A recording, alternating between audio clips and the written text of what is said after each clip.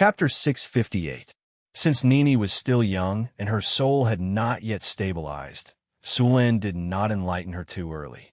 The best time to start learning was from the age of 10, but before that, he could let her know about all kinds of wizardry knowledge. At first, Sulin thought taking care of a young child would be troublesome, but to his surprise, Nini was very smart and sensible. She didn't need him to take care of her at all. She even took care of him, the young master. In the end, Sulin couldn't take it anymore. He spent money to hire a maid to take care of their daily life. Then, he began to teach the little girl how to read. The first language she learned was the common language of the continent, then the Nesser language, the demon language, the heavenly language, and the Byron language. These were the basics of wizardry. A qualified wizard would need to master more than 10 languages. After all, a lot of magic information was recorded in these languages. The little girl was very smart and had a good memory. She could remember all the knowledge Sulin taught her 2 or 3 times. Although she was not as good as Sulin and Hathaway, there was not much difference.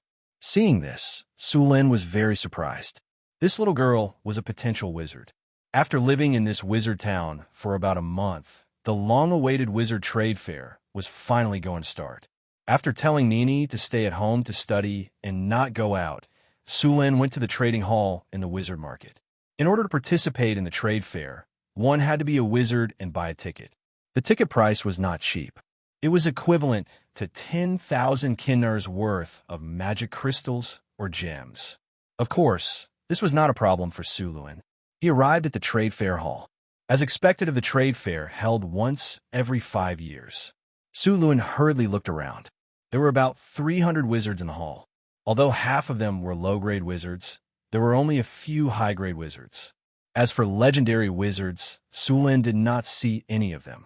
Legendary wizards were very busy, and more than 80% of them were otakus. There was almost no one like Sulin who liked to wander around. Normally, legendary wizards would rarely participate in this kind of trade fair, but they would usually send their disciples or representatives. After all, this sort of trade fair, which was held once every few years, would often have some good items. As a new face, Sulin did not have many acquaintances at this trade fair, so no one came to disturb him. Sulin found a quiet place to sit down and waited quietly. After sitting down, Sulin kept observing the wizards around him. Many of them were obviously regulars here. They were chatting with their friends and introducing other wizards from time to time. Sulin was obviously interested in the news as well. He was eavesdropping on the conversation. Soon, he had a general understanding of the adepts around him. A few of them were very strong in Beijing, and they were backed by legendary wizards. Most of them were disciples of legendary wizards, and you could tell from their arrogant expressions. The highest profile wizard was actually a direct descendant of a legendary wizard. This wizard was a grade 4 wizard and was the son of a legendary wizard. It was important to note that after advancing into an adept, the fertility of an adept would greatly decrease. This kind of fertility would become more and more difficult to achieve. After becoming a legendary wizard, the chances of having a descendant would be even lower. It was 1,000 times harder for a legendary wizard to have a descendant than a normal person. However, once a descendant was born, they would receive a lot of benefits.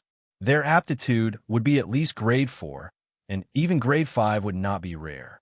Who is that adept? One of the adepts asked softly.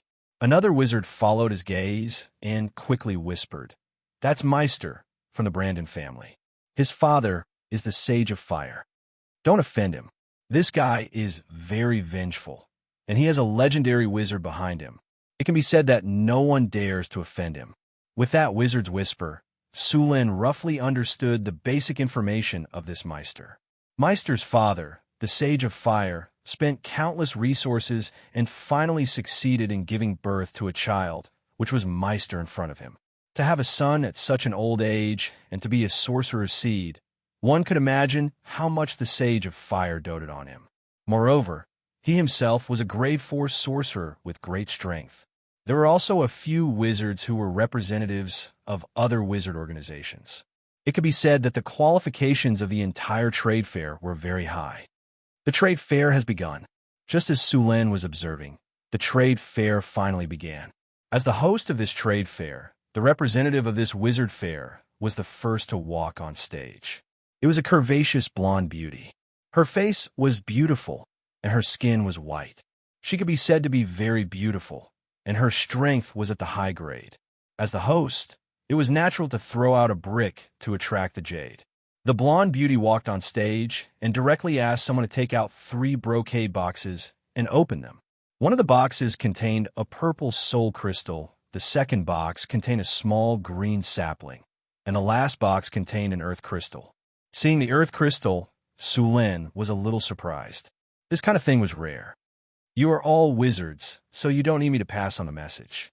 There are 3 treasures in front of you. These treasures can be exchanged for water, elemental crystals of the same grade, or magic items of the same grade. The market in front of them also did not accept Kinner, only magic items. Earth crystal? Good stuff. Just as everyone was about to bid, a voice said, just in time, I'll take it. Sir, I need this earth crystal. I'll use this to exchange for it. What do you think? As he spoke, the wizard took out a fist-sized magic pearl. The magic pearl was full of water vapor and energy. It was obviously a high-quality magic pearl. This magic pearl is a special product of our Wizard Academy. Only high-grade magic clams can breed it. It's a very good water, elemental material. The blonde beauty nodded and said, it is indeed very good. How many are you willing to exchange for it? The wizard thought for a moment and said, 10 magic pearls of the same grade as this one, or not lower than this one. What do you think? Sulin looked at the magic pearl carefully. This kind of magic pearl would cost about 100,000 Kinnar worth of magic materials. 10 of them were equivalent to 1 million Kinnar. Too low. At least 12. The magus hesitated for a moment before nodding his head in agreement. 12 it is. Chapter 659. Magic pearls of this quality were good stuff. They could be used to make some magic tools or set up some large-scale magic runes or magic runes. However, these were not their most important uses. The most important use of magic pearls was to make youth potions. This potion could not increase the power of the will or break through bottlenecks. However, it had one effect, eternal youth. After taking this potion, one's body would remain active. As long as one did not die, they would always be in a youthful state. In addition to these effects, the youth potion also had some beautifying effects, such as making the skin white and tender. Although this potion could not increase the power of the will, it was not cheap at all. It could be said that the witches were crazy about this potion. It had to be said that no matter the time, women's pursuit of beauty was crazy.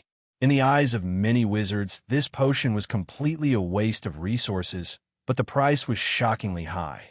Seeing that the first round of transactions had been completed, the next 2 items were quickly bid on. The high-grade soul crystal was exchanged for a magic wand, and the remaining sapling was a magic willow. It was a plant-type magic beast that was similar to a treant. It could be used to guard a house, and the trunk of this magic willow was a very good enchantment material. However, the prerequisite was that this magic willow had to be raised. This plant-type magic beast usually took dozens or even hundreds of years to grow. If it was not a wizard organization or a wizard family, basically no one would raise this kind of creature. After the first person completed the transaction, the venue became lively. Then, the second wizard went on stage and took out the item he was going to trade. It was a very simple item, just a magic scroll. However, the items that could be traded here were not cheap. The heart of lava meditation technique. It can increase the affinity of shadow and fire elemental energy. It has a 7th circle, an 8th circle, and a legendary spell. I'll trade it for a bottle of elemental essence. As soon as the voice of this magus fell, the entire venue immediately began to scramble for it. Elemental essence could be called a heavenly treasure. Its function was to increase a magus elemental affinity and improve a magus aptitude. Of course, it could only be raised to grade 4, but even so, it was still very precious. In the end, the heart of lava meditation technique was purchased by a magus family at a high price. Not only did they pay an elemental essence, but they also paid 100,000 kinnur worth of magical materials. After that, one magus after another went up to trade. There were even one or two items that caught Sullen's attention. Although these items were precious, they were not the lava crystals that Sulin wanted. As time went by, there were fewer and fewer wizards who had yet to make a deal. Sulin was getting a little anxious. However, at this moment, Sulin suddenly heard a wizard on the stage say, "One top-grade lava crystal for true dragon blood essence or a bloodline of the same level." Hearing this, Sullen's eyes lit up. He didn't expect that what he wanted would really appear. As soon as the top-grade lava crystal appeared, many wizards wanted to buy it. One of them took out the blood essence of a grade 4 frost Quetzalcoatlus and some other things, but he was still rejected. Another wizard took out a bottle of legendary sea monster blood. Seeing that the person was interested, Sulin immediately took out a bottle of red blood and said, "One bottle of white dragon blood from the ancient dragon stage in exchange for this lava crystal." White dragon blood from the ancient dragon stage. Hearing Sullen's words, a trace of surprise flashed across the wizard's face. He couldn't wait and said, "As long as it's confirmed that it's white dragon blood from the ancient dragon stage, we can make the exchange immediately." True dragon blood was very rare, but it wasn't impossible. For example, finding some dragon creatures to purify the blood, but there was a limit to this kind of purification. In order to obtain true dragon blood, it had to be at least a legendary dragon descendant. Sullen's bottle of white dragon blood was from the ancient dragon stage, and its effect was far stronger than that of ordinary legendary dragon blood. It could be said that it had exceeded the target that he wanted to exchange. Morton looked at the bottle of dragon blood that contained rich energy in Sullen's hand, and his eyes were full of enthusiasm. He thought to himself, "Dragon blood from the ancient dragon stage. Although it's from a white dragon, it's still not bad. It'll definitely be good to use it to make dragon blood potions. With my qualifications, it's impossible to rely on a wizard to advance to legendary. However, if I have this bottle of dragon blood, the success rate of advancing to legendary by relying on a dragon disciple warlock is still very high. A legendary dragon disciple warlock is not inferior to a legendary wizard in the slightest. Moreover, he can establish a warlock family and even control a country behind scenes." At the thought of this, Morton's heart was full of enthusiasm. He smiled and said, "No problem at all. I agree to the exchange." As he said that, he handed the top-grade lava crystal to Sulin, ready to exchange for the dragon blood. "Wait." Sulin stopped. "The value of my bottle of dragon blood is higher than your lava crystal. You can't afford the difference." This. Morton was a little hesitant, but after glancing at the bottle of dragon blood, he immediately nodded and agreed. "I can compensate you with 20,000 kinnurs worth of enchanted materials." "Okay." Sulin nodded and agreed. Since the price had been discussed, the two quickly completed the exchange after confirming that there was no problem with the item. Sulin held the fist-sized lava crystal in his hand and sighed in relief. After the exchange was completed, Sulin was not in a hurry to leave here. He had to bring some gifts back for a long trip, didn't he? Otherwise, the few people at home would be in a mess. Sulin already had a target. The enchanted pearls that the wizard used to exchange were pretty good. Although Hathaway, Chris, Alex, and Karina were all long-lived species and could be regarded as eternal youth, no woman would refuse to become more beautiful. Therefore, Sulin planned to buy or trade some enchanted pearls from the wizard. Soon, Sulin found the wizard and used 100 milliliters of spring water and some other magical materials to exchange for 5 enchanted pearls. It was not that he did not want to exchange for more, but the key was that these were the last 5 enchanted pearls he had. The production of enchanted pearls was not high. It was mainly produced by a special kind of enchanted clam. If one could obtain an enchanted clam, it was equivalent to obtaining an endless source of wealth. Of course, enchanted clams also had a limited lifespan. There were many of them in the hands of the sea folk. Sulin found some pearl clams in the sea of the eastern continent and wanted to cultivate enchanted clams. Unfortunately, the experiment ended in failure. Chapter 660. After the trade, Sulin left the venue. Many wizards who were returning from a rewarding journey were in a hurry. Many of them did not stop and left the wizard town directly. After all, there were always people in this world who wanted to do business without any cost. Just a moment ago, he noticed that a few wizards had left with the other wizards. Obviously, these people were going to leave this place and make a move. When Sulin returned to the courtyard, the little girl was still studying in the study room. When she saw Sulin coming back, the little girl immediately came up to him. "Uncle, you're back." "Yes, pack your things. We're going home tomorrow," Sulin said as he reached out and carried the little girl up. "Home, home." Sulin pinched the little girl's nose and said with a smile, "You've been studying hard. Before we go home, I'll take you out to play." The little girl was only 8 years old this year. She was at the age where she liked to play. During this period of time, she had been suppressing her studies. When she heard that Sulin wanted to take her out to play, she immediately cheered. Sulin brought the little girl out of the courtyard. This guy had been in the courtyard for almost a month, and it was getting impatient. When it saw Sulin was about to go out, it immediately bit Sulin's sleeve and refused to let go. Seeing that the Pegasus was acting like a rascal, Sulin had no choice but to let it go. The two of them strolled around the market together. The wizard market was very busy. Other than the things that wizards used, there were also many things that ordinary people needed. After all, wizards also needed to eat. The little girl had been bored for a long time.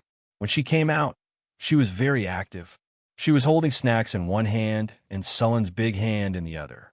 Her eyes were squinting like crescent moons. "What is that?" At this moment, a man not far away suddenly had a flash of inspiration in his eyes.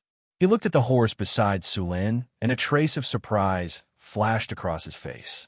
He quickly ran up and stopped Sulin. "Sir, please wait a moment." Suddenly, a shadow appeared in front of Sulin and blocked his way. After seeing who it was, Sulin's eyebrows furrowed. He had seen this wizard before. It was the very high-profile Wizard Meister at the trade fair not long ago. Wizard Meister glanced at Sulin and turned his gaze towards the Pegasus behind Sulin. A flash of greed flashed in his eyes as he spoke to Sulin in an arrogant tone. "Is that your horse? It looks pretty good. I just happen to be lacking a fine horse. If you sell this horse to me, I can give you 10,000 kinner or an equivalent magic item." "Pooh!"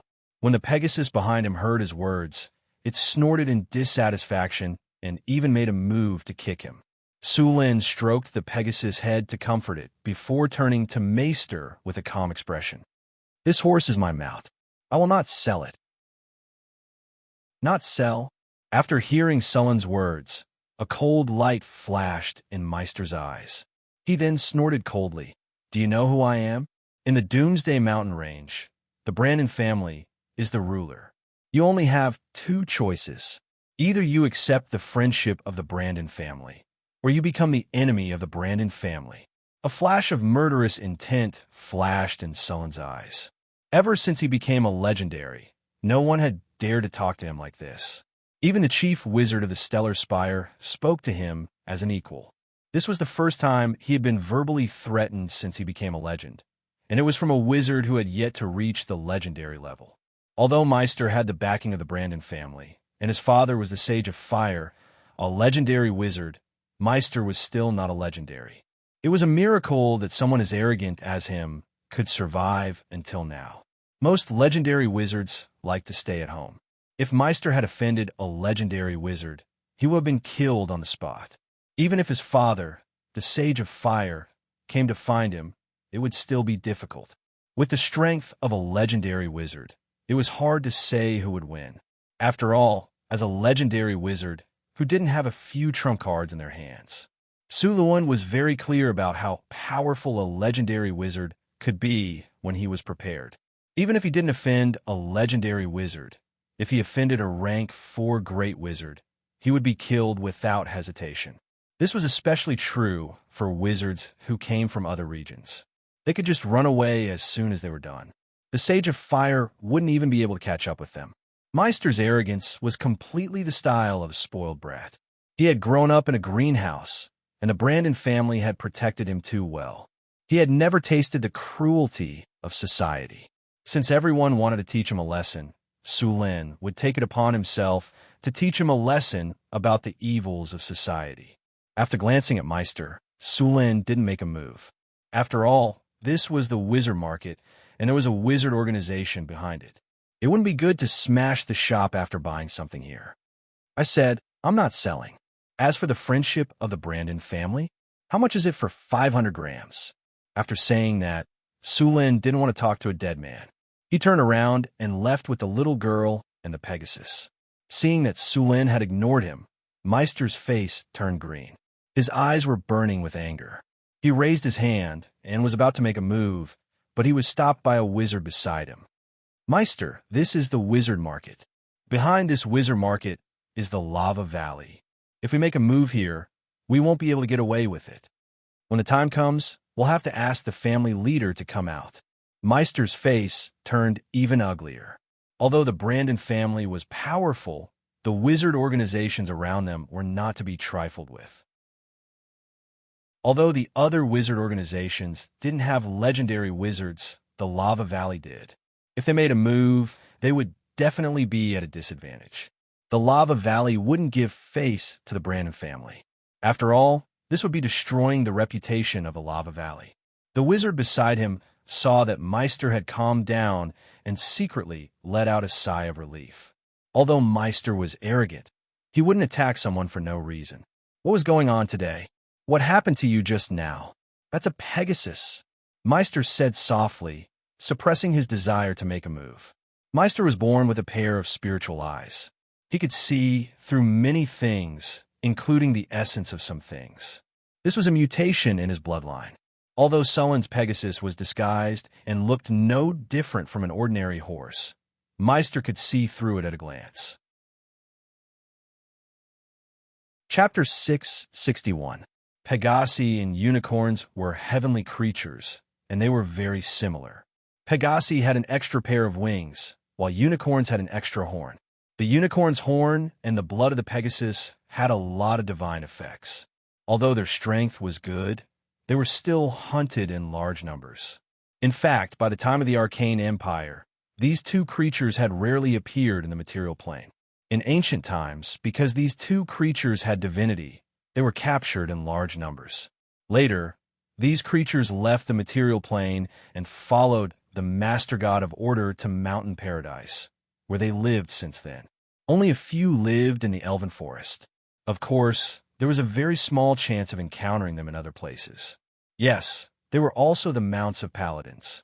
The female paladins' mounts were unicorns, while the male paladins' mounts were Pegasi. Of course, only a few paladins could gain their favor. Before the Arcane Empire, wizards generally extracted divinity from unicorns, divine spirits, indigenous demigods, and so on. The divinity carried by these divine creatures did not have so much negative consciousness. It was easy to absorb and not easy to be corrupted. But the problem was that divine creatures could not reproduce in large numbers like other creatures. Their numbers were limited. Later on, the number of divine creatures became fewer and fewer. Wizards then turned their attention to abominations, ancient evils, and demigod liches. The divinity in these monsters could be said to be a big problem. Although there were a lot of them, if they were not careful, they would be affected by the remnant will, and then be corrupted. Eventually, they would even become something similar to ancient evils. The moment Meister saw the Pegasi, he had made up his mind to take the Pegasi. Father is already a legendary wizard. It will be more difficult for him to continue to become stronger. If I can send the Pegasi this time, Father will be more powerful after extracting the divinity from it. The remaining materials of the Pegasi can be exchanged for some resources. Maybe it won't be long before I set foot in the realm of legends. Even if there is no chance for the time being, with Father, I will definitely advance into the realm of legends. By then, we will have 2 legends in our family. The entire Doomsday Mountains will be under our control. At the thought of this, Meister's heart was burning. He looked in the direction where Sulin left, and his eyes were even crazier. Meister was born with a pair of spiritual eyes. In addition to seeing through all kinds of illusions, he could see the origin of matter. This was not only useful in battle, but also in all kinds of magic experiments, especially in refining potions. With this pair of spiritual eyes, he could understand the essence of potions more accurately, so he could grasp the best time to perform the operation and greatly increase the success rate when refining potions. Or, when making magic items, the runes on the items would be better planned, and the various materials would fuse more perfectly. It could be said that having a pair of spirit eyes was very beneficial to a magus. So far, none of the adepts and apprentice adepts in Northern Town City possessed such a spirit eye. The wizard next to Maester was also surprised. He also knew the value of a Pegasus. After learning that Su Luan's horse was a Pegasus, his heart also became restless. Still, he frowned and whispered, "Maester, I saw that wizard not long ago at the trade fair. He just got a top-grade lava crystal, and he even used the blood of an ancient white dragon to exchange for it. I'm afraid he's not a pushover to be able to take out something so precious. Judging from that guy's aura and energy, he must be very powerful. We might not be able to defeat him. Should we go tell the family leader and let him deal with him personally? Father is in the middle of an important experiment, so he won't be able to come for a while. Also, this guy might leave soon. We need to do it as soon as possible. Don't worry about the two of us not being able to defeat him. I still have a few cards that Father gave me. One of them should be enough to deal with him," Meister said with a cold face. He was an arrogant person, and he would not allow anyone to go against his words. Su Luan's energy fluctuations were very strong, and he looked very young. This kind of wizard was basically not weak, and it was very likely that he had a powerful force behind him. If it was any other time, he wouldn't provoke this kind of person, but this time, the thing that appeared was too important. It was about the future of the family, and it was about the prosperity of the family. It was impossible to expect someone else to give it away. You had to fight for it yourself. Although the continent was not small, resources were limited. If you wanted more, then I would take less. If you wanted to grow stronger, then you had to fight for more resources. Why did all the major adept organizations have enemies? Apart from the difference in factions and the concept of right and wrong, the biggest reason was because of the various resources and benefits. As a descendant of a legendary wizard, Meister was usually very arrogant and domineering. He would not hesitate to fight for large amounts of resources. He did whatever he wanted, and it was very easy for him to offend people. Now that he saw a Pegasus, how could he hold back? That was almost impossible. That heavenly horse is something I must get. It's related to the prosperity of our Brandon family. My brother is proficient in tracking magic and has extraordinary strength. If we work together, we will definitely be able to successfully kill it. Please help me. After it's done, I will personally tell my father about it and give you more cultivation resources in the family," Meister said directly. "All right." After a moment of silence, the wizard from the Brandon family agreed. "But don't be impulsive. Give me some time to find out more about him. Then I'll leave it to you, brother." Meister finally smiled when he heard that the wizard had agreed to help. After being spoiled by a fly, Su Luan did not continue to stroll around. He brought the little girl and the Pegasus back to the small courtyard he rented. In the next 2 days, Su Luan bought some other things in the wizard market. Then, he left the wizard market with the little girl. As soon as he left the wizard bazaar, Su Luan directly opened the storage space and released several investigative eyes. In the past 2 days in the wizard bazaar, he found that someone had been following and observing him. Although that person's spells were very clever and his movements were very concealed, Su Luan still easily found him. Although his hiding ability was very strong, Su Luan had the talent of the sixth sense. In addition, he was much stronger than the person who was following him. From the first time he was followed, Su Luan found out. Chapter 662. As soon as Su Luan left the wizard bazaar with the little girl, Meister was the first to receive the news. "They're leaving so soon? How's the information gathering going?" Meister asked with a frown. The wizard from the Brandon family said with a serious face, "It's a little tricky. Time is tight, and the target is a stranger. He's not from the Doomsday Mountain Range, and he doesn't know anyone here. The information I can gather is limited." Meister snorted coldly. So what if we didn't get any information? Look at his skeletal age. He's not even 30 years old. How strong can a wizard this young be? At most, he's only a high-grade wizard. With the two of us and the trump card that Father gave us, even a Grandmaster wizard wouldn't be a problem. Meister snorted coldly, then continued. Also, he brought a little girl with him. That little girl is just an ordinary person. How could she be a match for us? Let's go and get the Pegasus first. After Sulin released the Eye of Detection, it immediately entered the high-grade invisibility mode. The Eye of Detection was very small, and it was basically the size of a human's eye.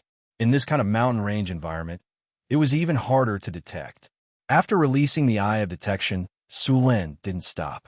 He reached out and picked up the little girl, jumped on the horse, and galloped away. Less than 2 minutes after he left, two familiar figures appeared.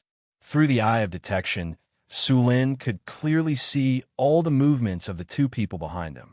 They really dare to chase after me. Seeing the two figures that suddenly appeared in his mind, Sulin sneered in his heart. The image transmitted by the Eye of Detection was very clear, and it could directly see every movement of the target. It could be said that this was one of the best ways to monitor. Looks like I'll have to take care of them before I leave. A trace of killing intent flashed in Sulin's eyes. To those who dare to reach out their claws to him, Sulin wouldn't be polite. It's just two high-grade magi. Since you want to die, I'll send you on your way. With that thought in mind, Sulin lightly knocked on the horse's abdomen. The heaven horse jumped up and flew into the air. Then it rushed towards the east. In fact, Sulin had originally planned to teleport directly, but with the little girl here, it would be very dangerous to do so. When the teleportation array broke through the void, the pressure was immense. Ordinary people's hands would not be able to withstand this pressure, and it would cause their blood vessels to rupture. Under normal circumstances, there would be special teleportation doors at both ends of the teleportation array. These teleportation doors would not only serve as coordinates, but also reduce the pressure of the teleportation array. With this kind of fixed teleportation array, even ordinary people could teleport without worrying about problems. In the Doomsday Mountain Range, in the west of the continent, Sulin did not make a rune transmission array at all, let alone a transmission door. If he wanted to take the little girl away, he could only ride the Pegasus back. It really is a heavenly horse. A hint of greed flashed in Meister's eyes. Not good. The Pegasus is very fast. We can't delay. Meister suddenly said, "Hurry up and take out the flying carpets. Let's catch up to them." All right. The wizard from the Brandon family waved his hand and took out a carpet that was flashing with the light of magic. As soon as the carpet appeared, it opened up on its own and floated on the ground. The two of them sat on the magic carpet. The magic carpet flashed and immediately rose. After reaching a certain height, with a whoosh, it chased in the direction Sulin had just left. For crystals floated on the four corners of the magic carpet. With a flash of light, a protective shield rose from the crystals and blocked the cold wind outside. The flying magic carpet was very fast, much faster than the flying spells of high-grade wizards. This was not because of the flying carpet's speed.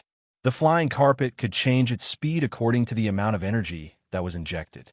If more energy was injected, the speed of the flying carpet would increase. If less energy was injected, the speed of the flying carpet would decrease. Of course, the speed of the flying carpet could not be increased infinitely. After reaching a certain speed, no matter how much energy was injected, it would not increase its speed. This limit was close to the speed of sound. This was mainly due to the air resistance during flight. In their current position in the atmosphere, it was very difficult for wizards to break through the sound barrier. Of course, it was not impossible to do so.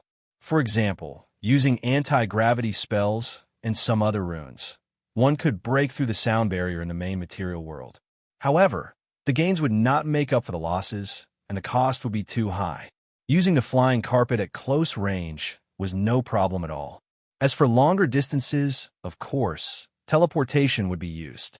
Teleportation could be easily traversed as long as one had the coordinates. Because of this, there were very few people in the material world who would study how to increase the speed of flight.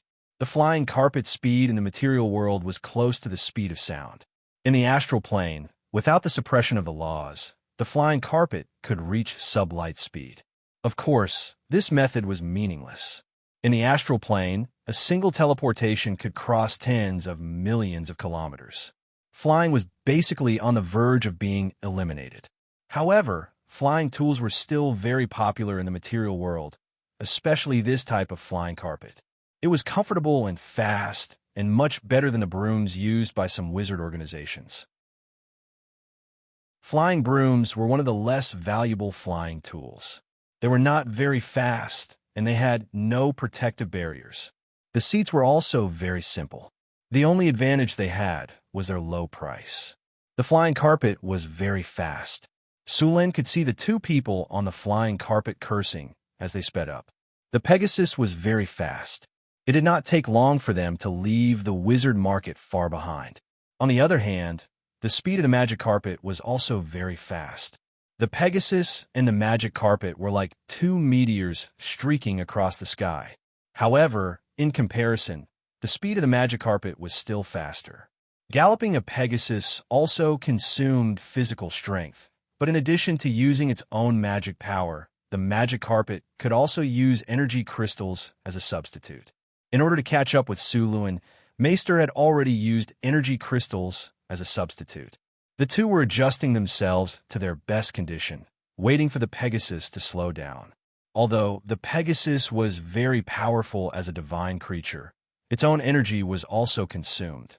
Naturally, it could not be compared to the energy crystals used by the flying carpet. Sulin did not plan to use the Pegasus to escape. He just wanted to lure the two to a suitable place. The Pegasus had been bored for a long time and wanted to run. Soon, the Pegasus would be tired, and it would be time for the two to die. Chapter 663. The two groups of people continued to fly in the sky, one in front and one behind. They were like two meteors that streaked across the sky. Sulin flew for thousands of kilometers until he reached the Sunset Mountains. He then patted the Pegasus to stop. Hush! After running to its heart's content, the Pegasus snorted happily and shook its head before stopping in midair. Sulin patted the little girl's head. Ride the Pegasus and don't move. I'll come back after I've dealt with the two guys behind us. The Pegasus will protect you. Uncle, when will you be back? The little girl asked reluctantly. I'll be back soon. Don't worry. Sulin smiled and pinched the little girl's cheek. He then let the Pegasus run into the forest below and hide with the little girl. As soon as he was done, the two people behind him caught up. When they saw Sulin, they laughed maniacally. Kid, you can't run anymore, right? Hand over the Pegasus. If I'm in a good mood, I might even let you boom. Before Meister could finish his words, a bolt of lightning fell from the sky. The lightning was so fast that it appeared in front of them before they could react. Watch out! The other wizard's expression changed. He immediately activated the defensive runic array on the flying magic carpet. An energy barrier appeared in front of them and blocked the lightning. However, the power of the lightning was beyond their imagination. The barrier, which could withstand the full power of a seventh circle spell, shattered like glass under the attack of the lightning. Meister and the other wizard's expressions changed. The seventh circle defensive spell was broken directly. This person's strength was obviously beyond their expectations. You're a fourth-tier great wizard. Meister shouted loudly. Why are you shouting so loudly? Are you looking for help? This is a place with good feng shui that I specially selected for you. You don't have to thank me. Su Luan smiled. Your magic carpet is not bad, but it'll be mine soon. You're shameless. Go to hell. A ferocious glint flashed across Meister's eyes as he took out a magic scroll and activated it. The surface of the magic scroll had a dark golden brilliance, and the mana fluctuations on it were very astonishing. There was at least an 8th level spell sealed inside. Raging Firestorm. The dazzling light of the spell flashed and shrouded Sulin. Sulin frowned slightly. Then, a ray of light rose and blocked the spell. The Raging Flame Storm was indeed powerful. The endless flames were like a rain of fire, forming a flaming tornado that fell from the sky. However, after touching the elemental barrier in front of Sulen, they all dissipated. How can a great wizard be so powerful? This is the trump card my father gave me. It contains a strand of his consciousness. Even a tier 4 great mage won't be able to stop it, unless he's a mythic. A hint of surprise flashed across Meister's ferocious face. Then, his expression changed drastically. He didn't have time to say anything. He immediately took out another magic scroll that wasn't inferior to the previous one and was about to activate it. However, just as he took out the magic scroll, his body suddenly froze. Trying to run? Did you ask for my permission? A cold voice sounded in his ear. Then, he saw a hand reach out and easily take the magic scroll in his hand. A teleportation scroll? You're quite generous. Sulen took the magic scroll and examined it. It was a teleportation scroll. Once activated, it could teleport the user to a distance of 2,000 kilometers. The craftsmanship of this magic scroll was very good. Moreover, the runic circle was engraved with a spell that could resist the dimensional anchor. If the person who cast the dimensional anchor was not a legendary, the teleportation spell would not be interrupted. It could be said that this was one of the trump cards used to escape. However, before Meister could use it, Sulen had directly used the human immobilization spell to control him. This magic scroll became his spoils of war. Not bad. I'll take it as payment for burying it. Sulen directly put the magic scroll into his pocket. A magic scroll like this could be sold for at least 300,000 kinner in the wizard market, or even more. All right, we've wasted a lot of time. It's time to end this. Sulen clapped his hands. Then, a bright flash of lightning fell from the sky. The ferocious look on Meister's face had long since disappeared. Instead, it was replaced by fear. He struggled desperately to break free from the spell, but it was destined to be futile. Soon, his consciousness fell into darkness, and he was completely submerged by the endless thunder and lightning. When the lightning dissipated, the place where the two wizards originally stood was empty. Only a pile of gray powder was left. A gentle breeze blew, and everything disappeared without a trace. This lightning is so convenient. It's even better than cremation. What's this called? Did you scatter the ashes? Sulen clapped his hands. Good control of the force. The two portal bags are not damaged. Sulen then waved his hand and took the flying magic carpet and the two portal bags. After a simple inspection, the flying magic carpet was a little damaged. When he broke the magic carpet's protective barrier, the protective crystal on the magic carpet broke. However, it was not a big problem. Without the protective crystal, the magic carpet could still fly. It was just that the wind when it flew was a little strong. It felt like a level 14 storm. Sulen planned to take the magic carpet back and repair it. This thing was much more useful than the flying spell. Sulen looked at the material of the magic carpet. It should be a rune cloth. This kind of rune cloth was woven with special silk threads according to a certain method. Some special magic materials were mixed into it. The rune cloth was strong and beautiful. It also had good magical properties. It was usually used as a material for magic robes. Of course, this kind of rune cloth was also divided into different grades. It was different from the rune cloth used to make robes for wizard apprentices and low-level wizards.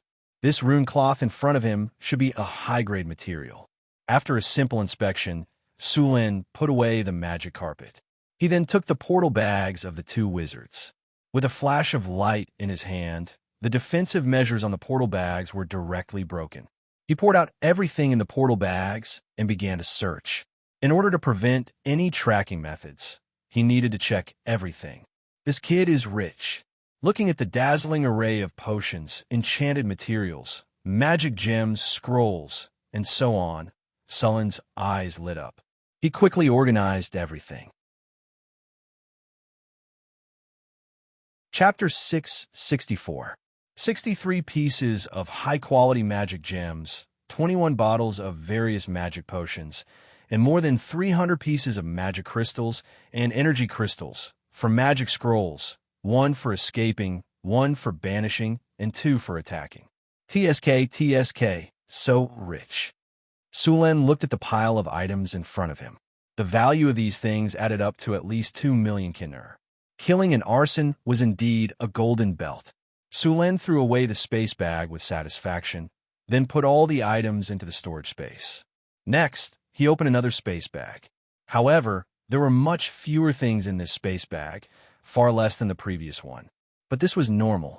After all, the guy just now should have a good background, so it was normal for him to have more good things and be richer. Soon, the 2 storage bags were completely cleaned. Sulen threw away all the daily necessities of the 2 people. These things were the best medium for prophecy spells. Although he was not afraid of the so-called Sage of Fire, he did not want to delay any longer. He had been away from home for more than 3 months, and he wanted to go home. He cleaned up the place skillfully. His technique was quite professional. Sulen left.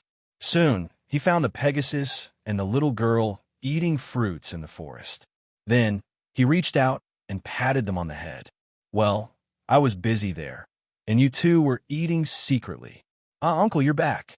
Seeing that it was Sulen, the little girl immediately pounced on him. Hey, don't come over."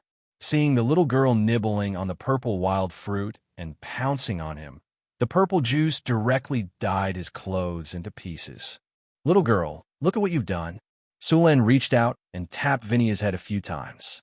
His originally white linen robe was covered in white and purple patches, and it was impossible to tell what it looked like before. Hee.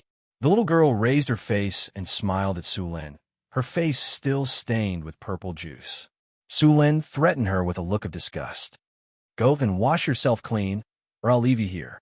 As soon as she heard that they were leaving, the little girl quickly stuffed the fruit into her mouth. Her face was stuffed like a fat hamster. Then, she pulled up her sleeve and wiped her mouth back and forth a few times. She looked at Sulen, obviously saying that she had recovered. Sulen didn't know whether to laugh or cry as he looked at the little girl. He helplessly shook his head and snapped his fingers. With a flash of light, he activated the cleanse spell and cleaned the little girl's body. Reaching out, Sulen lifted the little girl up and placed her on the back of the Pegasus. Then, he mounted the Pegasus and left the Sunset mountain range, quickly flying towards the east. Just one day after he left, a figure quickly appeared in this area. This person rummaged around for a long time and finally found all the things that Su Luen had discarded. "Damn it, he's too far away. I can't track him anymore." The middle-aged man in a fiery red robe said with an ugly expression, "Who killed my son? I must find you and burn you to ashes." Now that all the clues are gone, we can only find that old witch if we want to find the murderer.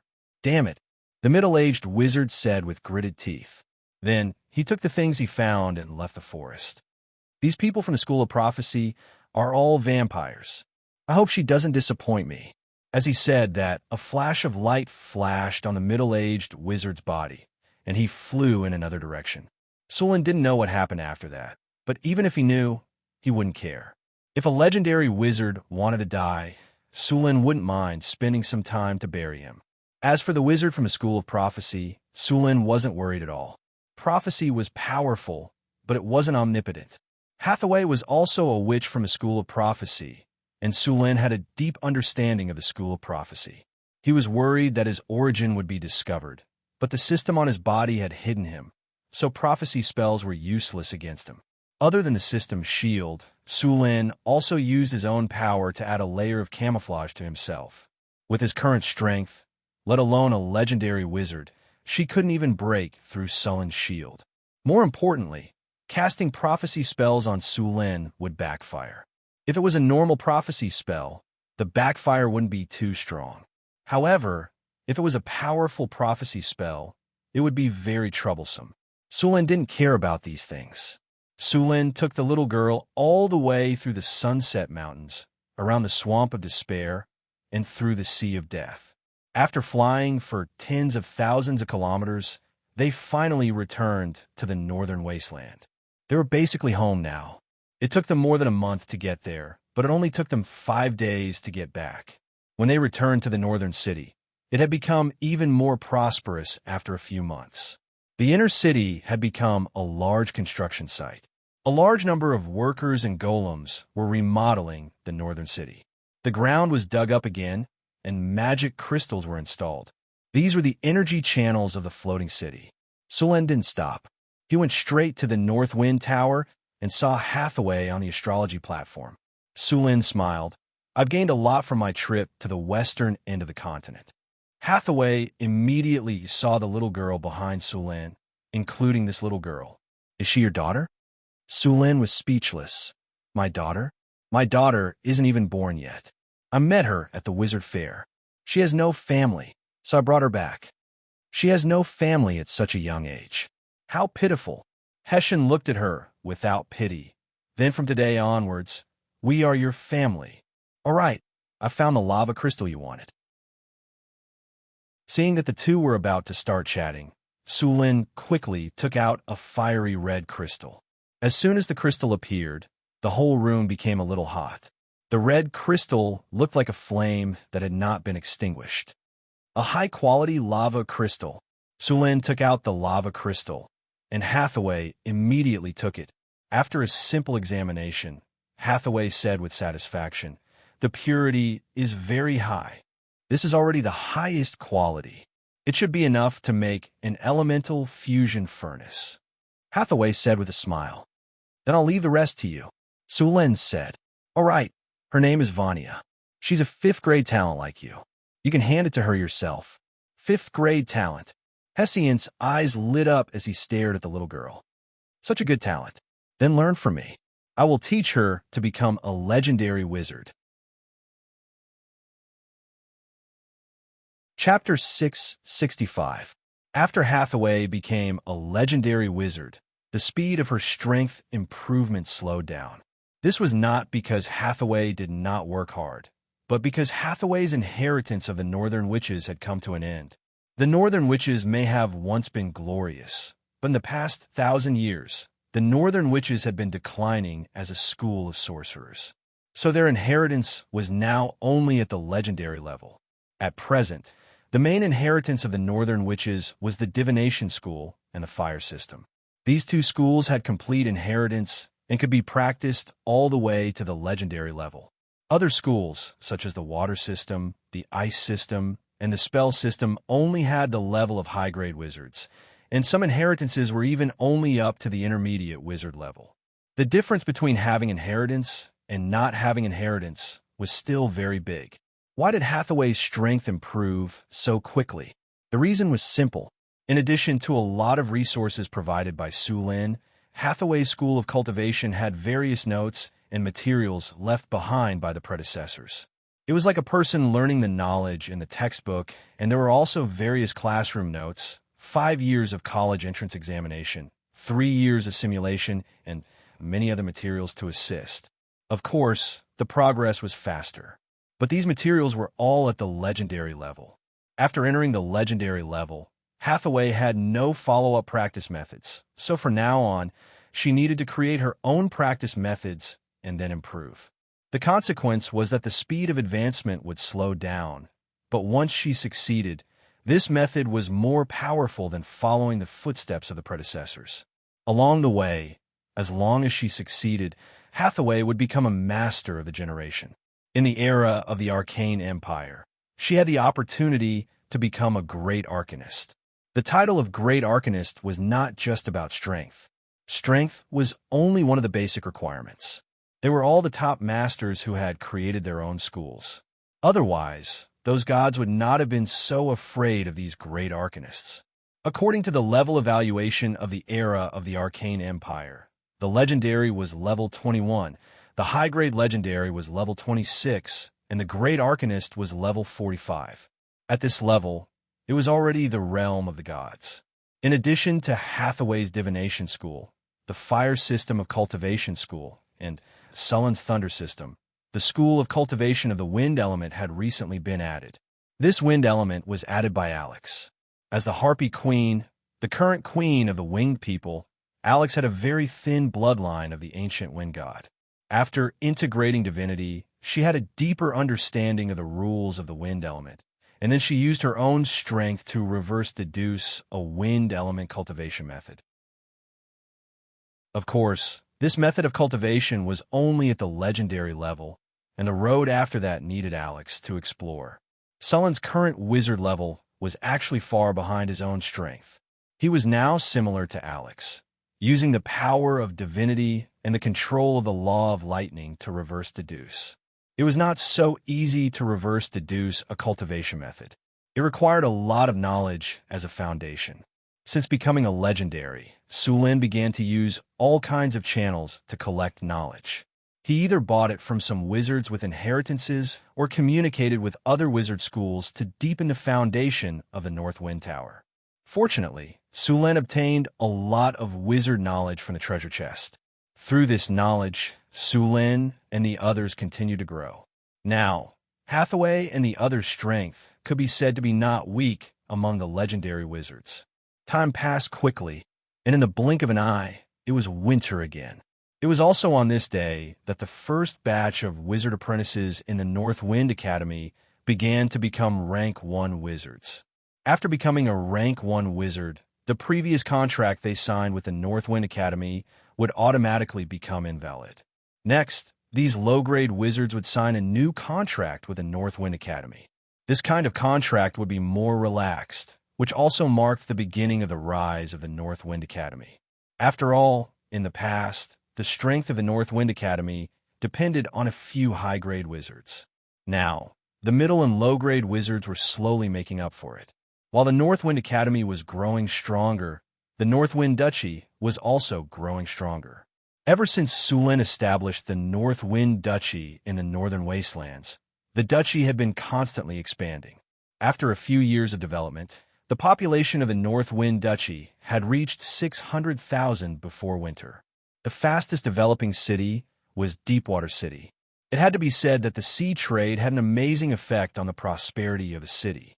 In just a year, the city had a population of around 100,000.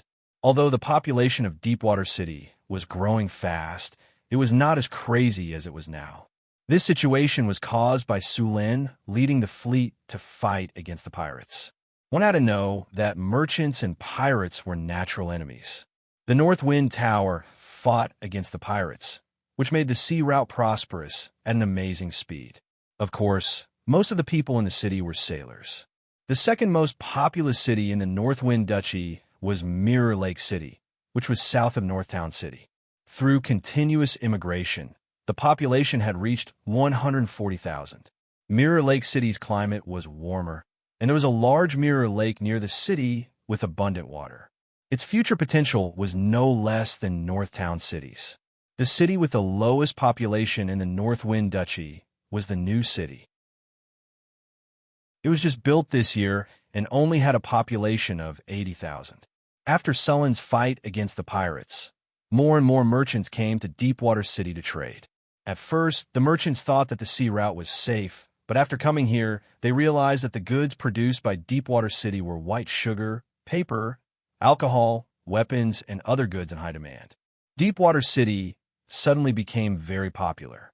Whether it was white sugar, paper, or alcohol, they were all very popular in other places. If it wasn't for Sullen's special restrictions, the merchants who came here would have packed up all the white sugar, paper, and alcohol. The weapons produced by the dwarves were also very popular. One had to know that the world had never been truly peaceful. Every year, there would be wars in various parts of the continent. Excellent weapons were never enough. Northtown City had a large number of gray dwarves. They provided many excellent weapons, which brought a considerable amount of income to Northtown City. After Deepwater City's port was opened, the demand for all kinds of goods in Northtown City increased. So far, the production of white sugar in Northtown City was 8 times higher than last year. Even so, the supply still couldn't meet the demand. The demand for alcohol and paper had also increased by several times. It should be known that the Deepwater port had only been open for half a year. According to the current growth rate, the demand for next year would increase by at least 3 to 5 times. Chapter 666. With such a huge demand, the Northtown City naturally had to produce at full capacity. Fortunately, Su Luan had been developing agriculture in the northern wastelands for the past few years. The entire North Wind Principality had already cultivated more than 1,000,000 mu of farmland.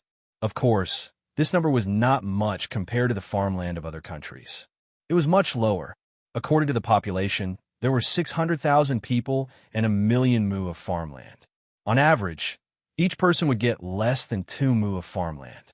In his previous life, a few mu of farmland would be enough to feed a family. However, this was the Middle Ages where technology was backward. Normally, even with a high-yield crop like potatoes, a family would need at least 30 mu of farmland. If all kinds of taxes were taken into account, this number would increase by 50 mu. After all, potatoes were not expensive. If one wanted to make money, they had to grow wheat and oats. Moreover, the feudal lords only collected a small part of the taxes. Most of the farmers in this world grew potatoes for their own consumption. Most of them grew wheat, barley, oats, and other crops. The yield of these three crops was not high. The reason why Northern Town could grow so many crops was because of the high yield per mu. The land in the northern wastelands was already quite fertile. With the addition of the harvest altar, the yield of wheat in Northern Town could reach 600 caddies per mu. Although there was a huge difference between the yield of 600 caddies per mu and the yield of 1,000 caddies per mu in his previous life. The wheat in his previous life had undergone professional breeding and the use of various fertilizers to reach 1,000 caddies per mu. There are no fertilizers in this world. Under normal circumstances, the yield of farmland in the southern provinces was around 300 caddies per mu. In the north, it was around 250 caddies per mu. Many barren lands only had 200 caddies per mu. The fact that Northern Town's farmland could reach 600 caddies per mu was already a miracle in this era. The main reason for this was the harvest altar. Apart from the harvest altar, Sulin also built a fertilizer factory. The manure produced in Northern Town would be collected and transported to the fertilizer factory to be fermented. After fermentation, it would be sent to the farmland. Although the fertilizer was not as good as the fertilizers, it was better than no fertilizers. With the help of the fertilizer and the harvest altar, Northern Town also planted a lot of cash crops in addition to food. Among them, the planting area of beets was the highest. After all, the demand for white sugar was too high. Moreover, the residue left after the sugar extraction of beets was not useless. These beet residue were also good fodder. At the same time, the sweet tea dregs were mixed with wheat bran, soybean dregs, and soybean dregs from extracting soybean oil. This was a very good feed. Centaur City currently had a total of several 100,000 horses, cows, and sheep, so the demand for feed was very high. The best horses would be used as war horses for Northern Town City, and the second best horses would be sold to other countries. However, even the second best horses were still good war horses. Normally, these war horses would be used by heavy cavalry. The second best horses would also be sold as war horses, and these horses would be used as normal war horses. The rest of the horses were used as draft horses or pack horses. Northtown City also had horse plowing in addition to cattle plowing. Some of the other cows were used for plowing, while the rest were slaughtered as beef to supply the Duchy of Northwind. Because of the prosperity of the trade, Northtown City consumed a lot of beef every day. Cowhide was also a good material. It could be used to make leather armor or other leather products. Cow tendons were also collected to make all kinds of bowstrings. It could be said that the value of a cow had been excavated to the limit. There was no need to talk about sheep. The north was cold, so sheepskin was an important tool for the commoners to resist the cold. Sulin even wanted to develop a wool textile industry, but Sulin didn't know anything about wool weaving, so he could only leave it to the gnomes who had experience in weaving. A large number of cows and sheep enriched the Duchy of Northwind's meat. At the same time, the manure produced by these cows and sheep was sent to the farm fertilizer factory to be fermented. It could be said that Northwind Duchy had formed a good ecological chain. After a few years of development, Northwind Duchy had become very rich in food. However, in order to continue to expand the sea trade, Northwind Duchy's various grain crops had to continue to expand. The planting area of beets was actually not enough. During this time, the amount of white sugar had increased several times. A part of it was from Northtown City's inventory, while the other part was the real production. Therefore, when planting beets this year, Northtown City once again expanded the planting area of beets. In the next few years, the planting area of beets would continue to expand. In addition to white sugar, Northtown City's production of alcohol and white paper would continue to expand. Alcohol was a little simpler because rum was made from the leftover caramel from the production of white sugar. As the production of white sugar increased, the production of rum would also increase. As for vodka, this kind of liquor was not very popular in the South, but it was very popular in the North. Now, in addition to these two kinds of alcohol, Northtown City had also started to brew iced wine, barley beer, and other drinks. However, the production of these drinks was still low. Paper was popular among the nobles. In order to produce paper, Sulin cut down a large number of trees near Mirror Lake City. At the same time, he was preparing to plant bamboo. Because bamboo grew quickly and had a lot of fiber, it was far more suitable for paper than plants. Sulin planned to plant a large number of bamboo to use as the raw material for paper. To Suluin's surprise, he originally thought that the most popular paper should be various kinds of writing paper, but to his great surprise, the sales of writing paper could be said to be very poor. On the other hand, the sales of toilet paper, which he did not think highly of, continued to rise. It was simply unexpected. For this matter, Sulin purposely asked the merchants who bought paper. According to them, the preservation time of words written on paper was short, it was easy to damage, and it was not as strong as parchment.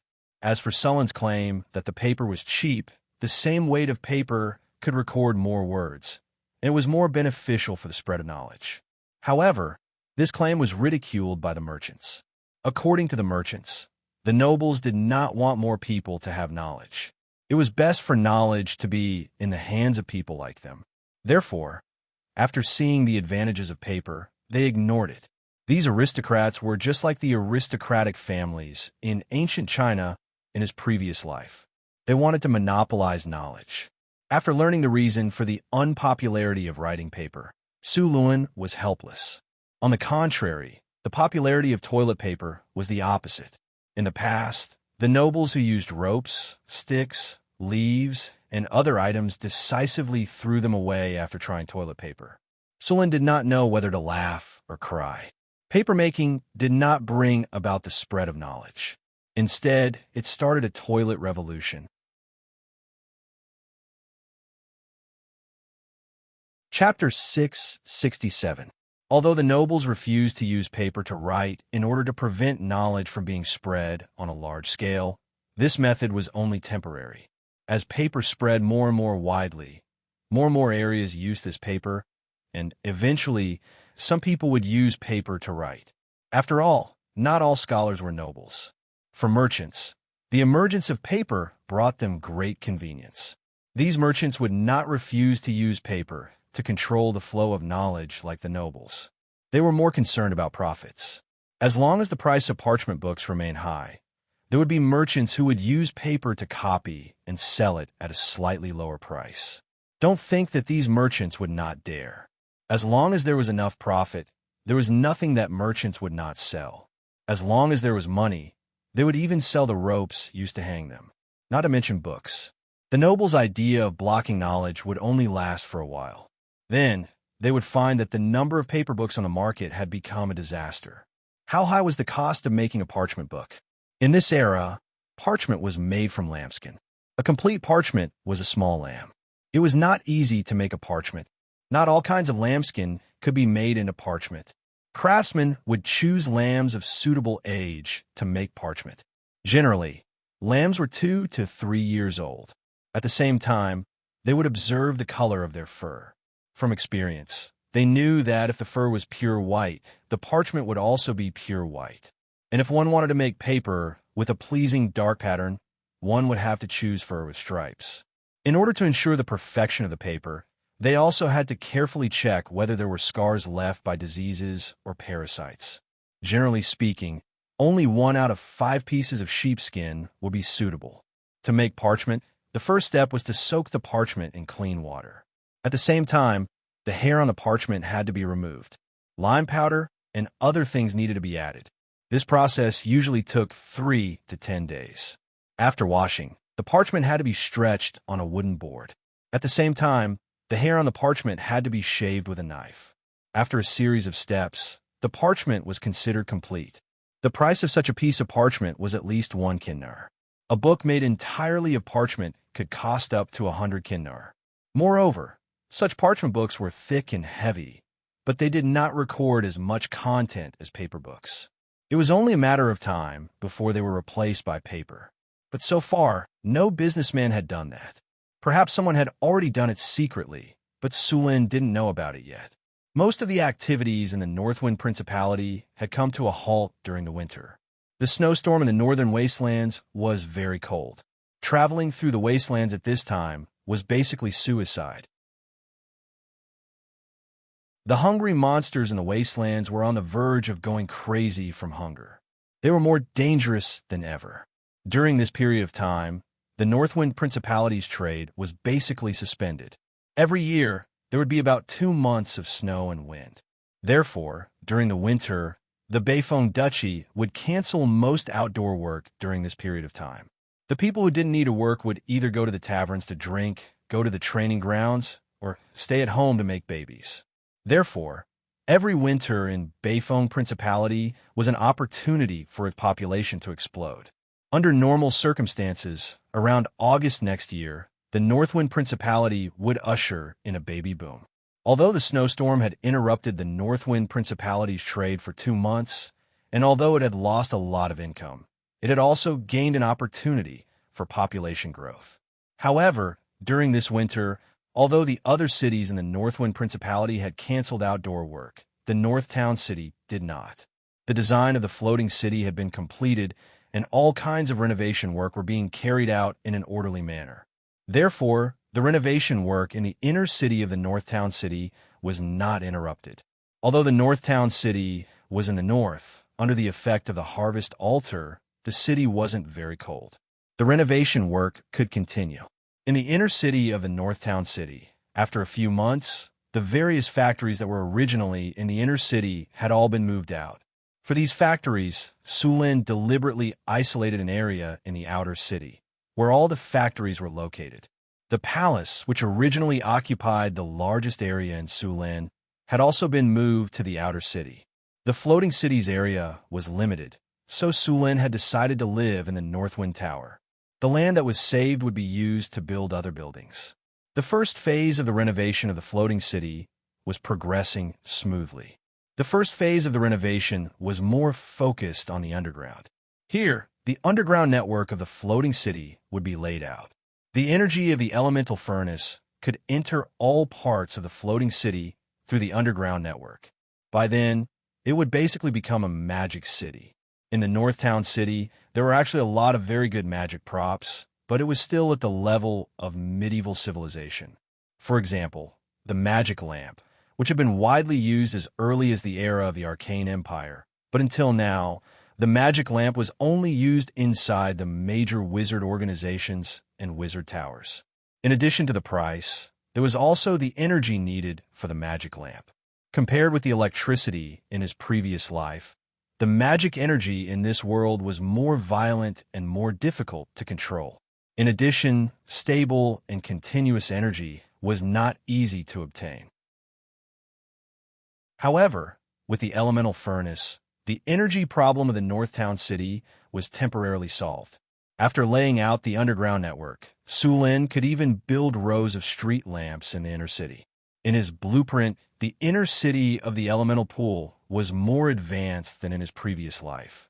After all, many times, magic could do things that couldn't be done by technology in his previous life. Magic energy couldn't be used without restraint. Detailed planning must be done before use. No flaws were allowed in the underground network. It was a very large project. Sulin and Hathaway did a cost calculation. It would cost about 10 to 20 million kinnar to complete it.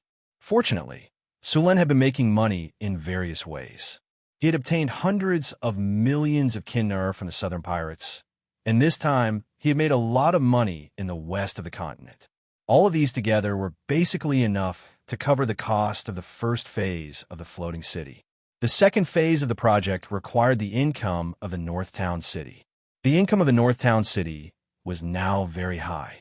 In addition to the various or production in the underground world and the production of the secret realm, as well as some extra income that Sulin got from time to time, the second phase of the project was estimated to be enough.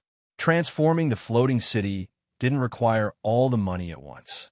It was continuous, so the pressure on resources was not so tight. The second phase of the project would build a complete ecological balance system and the living system of the floating city.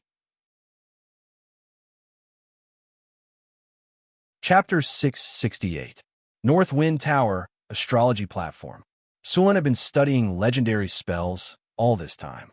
The last time the North Wind Tower traded with the Stellar Tower, in addition to obtaining some legendary grade knowledge, they also obtained several legendary grade spells.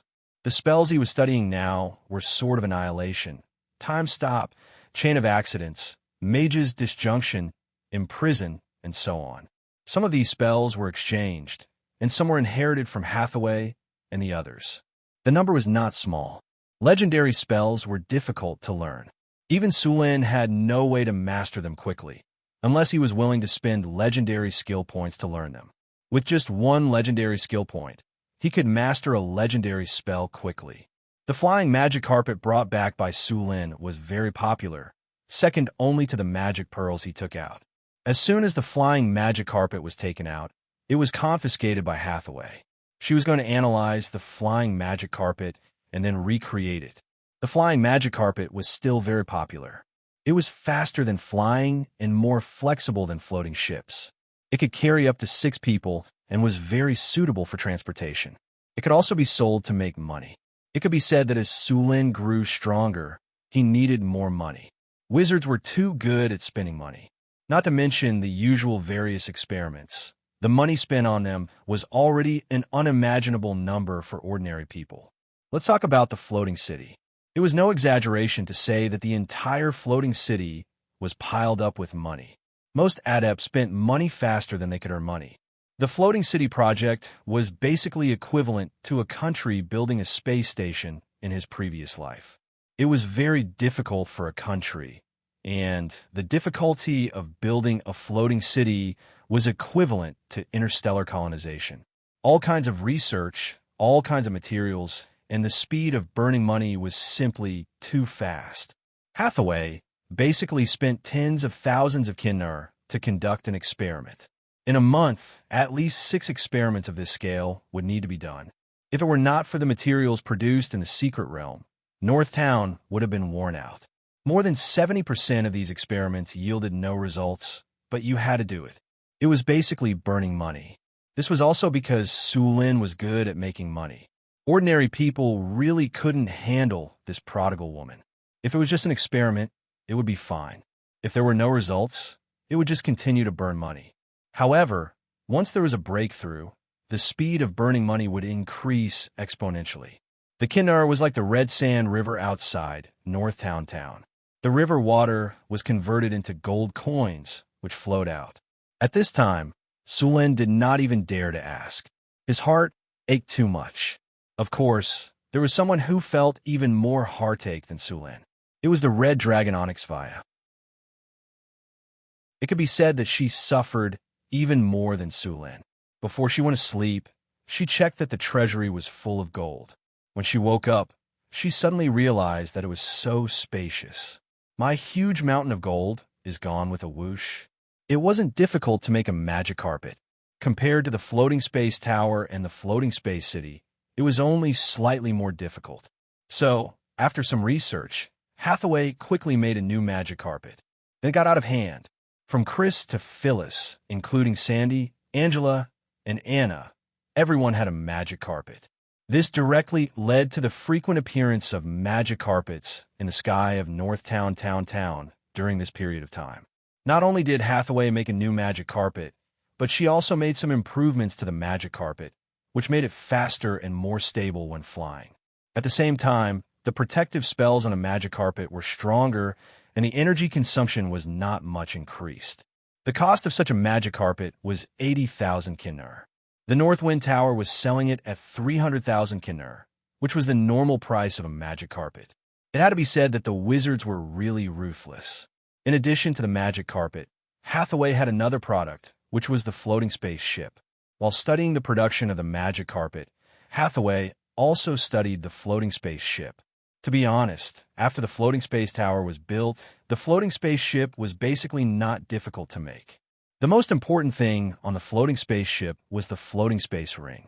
In addition to the floating space ring, there was the energy system and the protective system.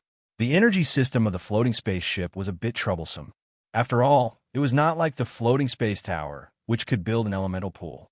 As for building an elemental pool in the floating space ship, not to mention other things, the cost alone was very high. A miniaturized elemental pool would cost at least 200,000 kinnar to barely make it. In addition to some other materials, the cost of a floating space ship would be at least 800,000 kinnar, and the price would be even higher. Such an expensive price was not suitable to be used as a tool of trade. However, when studying the magic carpet, Hathaway prepared another plan, which was to use energy crystals to drive it. At the same time, she also built an energy-gathering rune array on the floating space ship, which could gather the elemental energy in the air into the floating space tower. After doing so, the floating space ship's endurance would be reduced. However, the advantage was that the transportation cost would be reduced.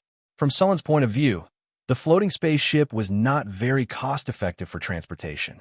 However, as soon as the floating space ship appeared, many businessmen saw a business opportunity and bought it at a high price. After completing the research on the floating space ship and the flying magic carpet, Hathaway no longer cared about these things. Instead, she continued to study the elemental fusion furnace. The elemental fusion furnace was very dangerous, and she had to be careful. Once there was any problem, it would cause very serious consequences. If this thing were to accidentally explode, the entire Northtown city would be reduced to nothing. The function of the lava crystal that Sulin brought back this time was to make the elemental fusion furnace more resistant and sturdier. The principal experiment of the elemental fusion furnace had been completed long ago, and the technical difficulties were almost solved after Hathaway's research. After Sulin prepared all kinds of raw materials, the construction of the elemental fusion furnace began officially. The elemental fusion furnace was the core of the entire floating space city. Only with the elemental fusion furnace, the floating space city could fly.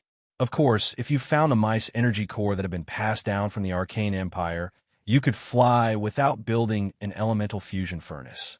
Moreover, the mice energy core had another advantage, which was that it did not consume fuel. The mice energy core could directly extract a steady stream of energy, which was more useful than the elemental fusion furnace. Only the elemental annihilation furnace could be slightly better. Chapter 669. As the ice and snow melted, the northern wasteland became lively again. The caravans that had endured the winter began to prepare for departure as soon as the ice and snow melted. Although the weather was still a little cold at this time, the road from the northern provinces to the northern wasteland would become muddy and very difficult to walk on once the ice and snow completely melted. Therefore, the experienced caravans would set off a little earlier. After entering the Beifeng Principality, the road was completely different. The Beifeng Principality had a special interest in road construction. They connected all the cities in the Beifeng Principality with stone roads. According to them, these were official roads. The official roads in the Beifeng Principality were very extravagant. In Old Han's opinion, this was completely a waste of money. The average width of the official roads in the Beifeng Principality was 6 meters, which could easily accommodate 4 carriages side by side. This was something that the roads in many cities and other countries on the continent could not compare to. As the ice and snow melted, the migration to the Beifeng Principality began again. According to Sullen's idea, the Beifeng Principality needed at least 1 million people in a short period of time. In order to develop the northern wasteland, they needed at least 10 to 20 million people. This was a long-term mission that could last for decades. In addition to the migration in the northern wasteland, the deepwater city also opened up a migration route. Due to the warm climate, developed commerce, relatively stable society, and high food production, the countries in the southern seas developed very quickly. At the same time, the population of these countries also increased rapidly. However, the good natural conditions and environment did not only bring benefits. The world's productivity was only around the medieval era. There were no large-scale factories, so it was impossible to absorb too many people. The amount of land was also very limited. The nobles would not spend more money to hire more farmers. As a result, these countries had a large number of idle people. In order to survive, many people chose to become sailors or pirates. After all, the navigation technology of this era was very dangerous every time they went out to sea. But even so, there was still a large number of people that could not be settled. These people also became a hidden danger to the stability of the cities. After Sulin discovered this, he ordered Deepwater City to plan the migration in those places. Anyone who was willing to immigrate to the Beifeng Principality would be given 10 mu of farmland, as long as they worked for the Beifeng Principality for 3 years. In addition to the 10 mu of farmland, the government would build a house for them, and they would also have the right to open up 50 mu of farmland. The farmland obtained from the open-up land would be exempt from taxes for 3 years, and only half of the taxes would be collected for 5 years. As for why Sulin didn't offer better terms, it was because the terms he offered were too good. No one would believe him. They would only think that he was a liar.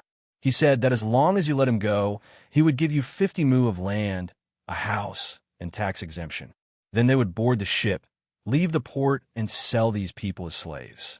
This kind of thing had happened many times before. Being on a ship was different from being on land. Once you were on a ship, you had to listen to what others said. In the past, many slave traders used this kind of deceit to make a fortune. In the beginning, when Deepwater City's immigrant ships came to the Southern Sea to recruit immigrants, they offered very good conditions. However, very few people came to sign up, and many people didn't even come after signing up. After seeing this situation, Deepwater City's immigration officials were confused. They even raised the immigration conditions again, but in the end, fewer people came. The immigration officials, who didn't understand the situation, finally found some people who were familiar with the situation to act as consultants. With the help of these people, they lowered the immigration standards and successfully carried out the immigration. Now, Deepwater City's immigration officials went one step further. They were now cooperating with the nobles of the Southern Sea City. These nobles were basically very powerful in the local area. For these nobles, the large number of refugees in the city was a completely unstable factor. They were very happy that Deepwater City was willing to accept these refugees. At the same time, Deepwater City's immigration officials also said that they could use white sugar, toilet paper, and rum in exchange. When the nobles heard that they could use the refugees, who were useless and would even affect the stability of the society, to exchange for these goods, the nobles went crazy. They directly sent troops to capture the refugees in their territories. Translator, WQL editor. The immigration route of Deepwater City was very busy. At its peak, 16 ships were delivered to Deepwater City in one day. About 400 people were loaded on the ships every day. About 6,000 to 7,000 immigrants were delivered in one day.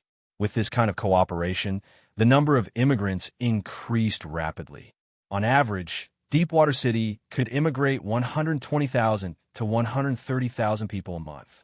After these immigrants arrived in Deepwater City, apart from a portion of them staying at the port to support the city's construction, the rest were sent to Northern Town.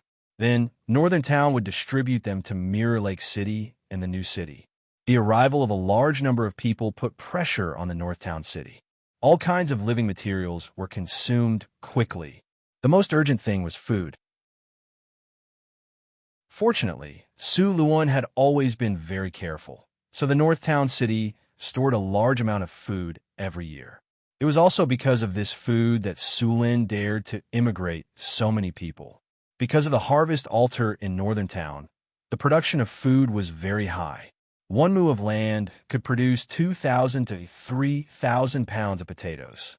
In northern town, Sulen planted 500,000 moo of potatoes. The output of potatoes alone was enough to feed 1 million people for a year. Moreover, potatoes could be planted in Northwind Principality for 2 seasons. In addition to the fish and various kinds of beef and mutton around northern town, it could be said that northern town had enough strength to feed these immigrants. As long as they could survive the first year, the food production in northern town would increase. Basically, they didn't have to worry about not having enough food. However, the large number of immigrants also brought a lot of problems. For example, there wasn't enough housing, and there was a serious shortage of grassroots officials. With the arrival of these new immigrants, the city's environment began to deteriorate. These immigrants didn't have any hygiene awareness.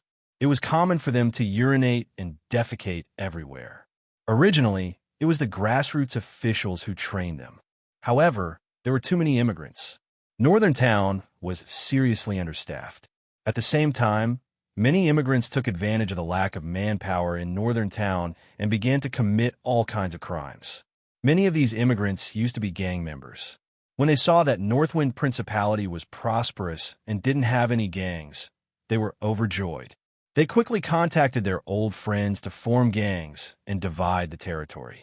However, they didn't expect Sulen to attach so much importance to the safety of the city.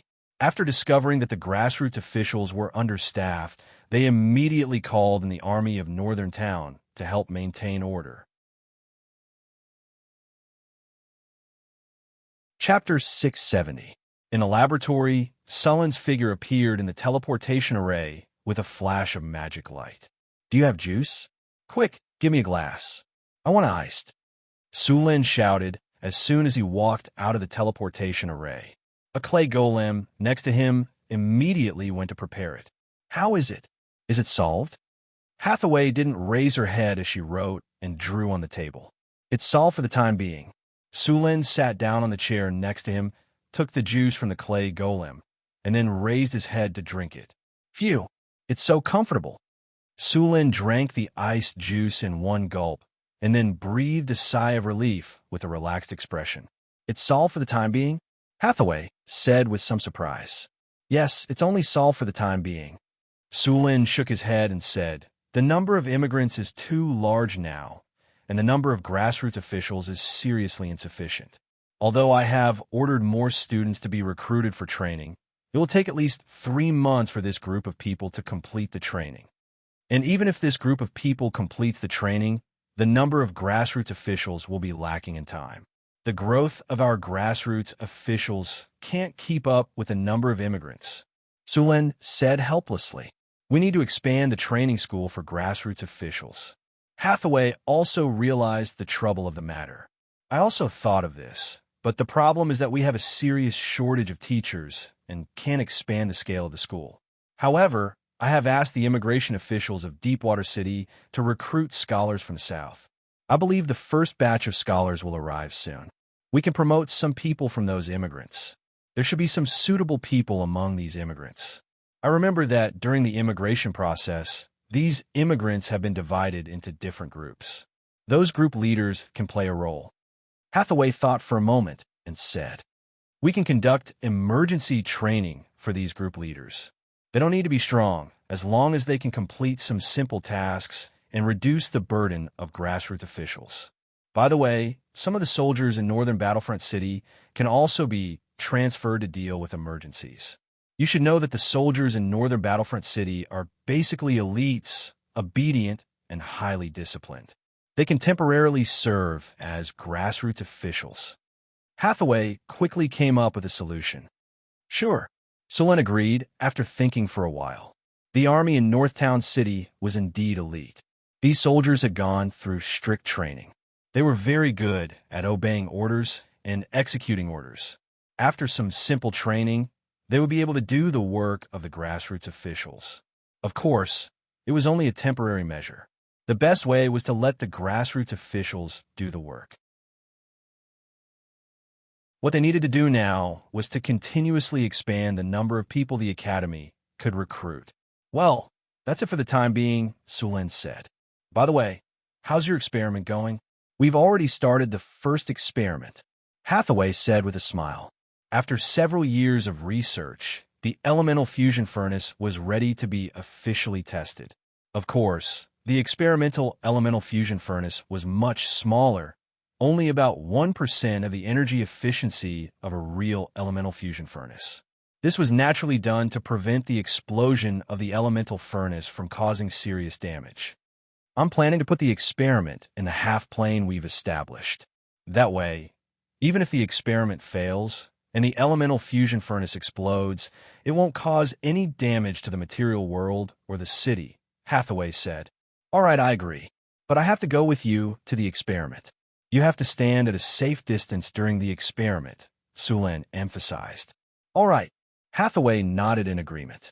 This is the experimental version of the elemental fusion furnace I just made. Hathaway snapped her fingers. A space portal opened. Inside the portal was something that looked a little rough and strange. It looked so ugly, Sulin said with a frown. It can't be helped. This is only the first version of the experiment. It will definitely be improved in the future. By then, it will look even prettier. Of course, we should be more concerned about whether this equipment can work properly or not. Hathaway said after hearing Sulin's words, rolling her eyes at him. All right, as long as the experiment is successful, I can accept it even if it's a little uglier. Sulin said with a shrug. Plain portal. A flash of light descended from the sky and directly tore through space. Sulin and Hathaway entered the plane one after the other. This plane was the half-plane that Sulin and Hathaway had opened together. At this time, the half-plane was already 3 kilometers wide. The half-plane still looked very simple. The ground was dry, the gravity was very low, and the water source was obviously smaller. It would take at least a few hundred years to transform this half-plane into an existence that was not inferior to the material plane. But now, the simple environment here was just right for the experiment. The rock golems are ready. Let them move the elemental furnace over. Sulin kept urging. Soon, the 2 rock golems carefully moved the elemental furnace over. After arriving at the center of the half-plane, Hathaway did not immediately start the experiment. Instead, she began to set up various defensive runic circles around the elemental furnace. These defensive runic circles would reduce the power of the explosion of the experimental model layer by layer. After all, the half-plane was not large. If it really exploded, these defensive measures would minimize the damage. Although Sulin agreed to use the half-plane as a test site, he did not want the half-plane to collapse in the event of an explosion. After all, it was very safe to open a half-plane house. After confirming, Hathaway put a small spoonful of elemental fuel into the elemental fusion furnace. Next was the most crucial moment. Elemental fusion furnace number 1 experimental body is undergoing actual combat training. System self-check is in progress. System self-check has been completed. Connecting the energy channel. Everything was carried out in an orderly manner. All the tests were completed. The elemental fusion furnace experimental body was quickly completed. Hathaway took a deep breath and suddenly opened her eyes. Begin. Elemental fusion furnace number 1 experimental body is in operation. Igniting. An extremely dazzling light fell from the sky. This light beam fell from the sky and instantly hit the fuel in the elemental furnace. The fuel in the elemental furnace was ignited by the light beam and instantly started working. A powerful elemental energy quickly appeared. In just a few minutes, it reached an astonishing level. Then, a shocking amount of energy surged out of the energy channels connected to the elemental furnace. This energy was quickly injected into the half-plane under the effect of the elemental runic circles. With the injection of this energy, the half-plane slowly began to expand. Chapter 671. Light blue elemental energy gushed out of the elemental fusion furnace. The furnace began to operate normally, and large amounts of energy continued to pour out, causing the semi-plane to expand. The elemental fusion furnace continued to pour out huge amounts of energy. In just a short while, the amount of energy gushing out had already exceeded the energy consumption of a level 9 spell. According to this standard, the elemental fusion furnace could produce 10 times more energy than an elemental fission furnace in the same amount of time. This was only because the elemental fusion furnace was only an experimental version. If it were an actual elemental fusion furnace, its energy output would be dozens of times greater. As the elemental energy continued to pour out, the semi-plane expanded at a speed visible to the naked eye. Sulin and Hathaway did not relax in the slightest. Although the elemental fusion furnace had been operating well for a while, no one could be sure that it was safe before the experiment was completed. Elemental furnace current load is 60%. Current operation is normal. Energy transmission is normal. Elemental furnace target room temperature is 28 million degrees. The temperature is still rising. Binding force field is stable. Elemental combustion is accelerating. Streams of data were constantly being collected and then appeared on the virtual screen in front of them. On the other side of the virtual screen was a three-dimensional model of the elemental fusion furnace. Every part of the model had a different color, and these colors represented the current state of the elemental furnace. Everything is operating normally now. We can consider increasing the power output, Alex said after confirming that all the data were normal. From the beginning until now, the elemental furnace has been operating according to our plan. We could try increasing the power output, Hathaway said seriously. Then let's begin, Sulin said with a serious expression. Begin pressurizing. With Hathaway's command, the elemental furnace continued to pressurize. The energy binding force field restrained the energy produced by the elemental fusion to the center, and the temperature of the elemental furnace began to rise. Elemental fusion furnace temperature is rising. Current temperature is 32 million degrees. Energy binding force field is operating normally. Elemental furnace output is increasing. Energy channel is operating normally. Current load is 65%. Elemental fuel combustion is accelerating. Searing beam activate.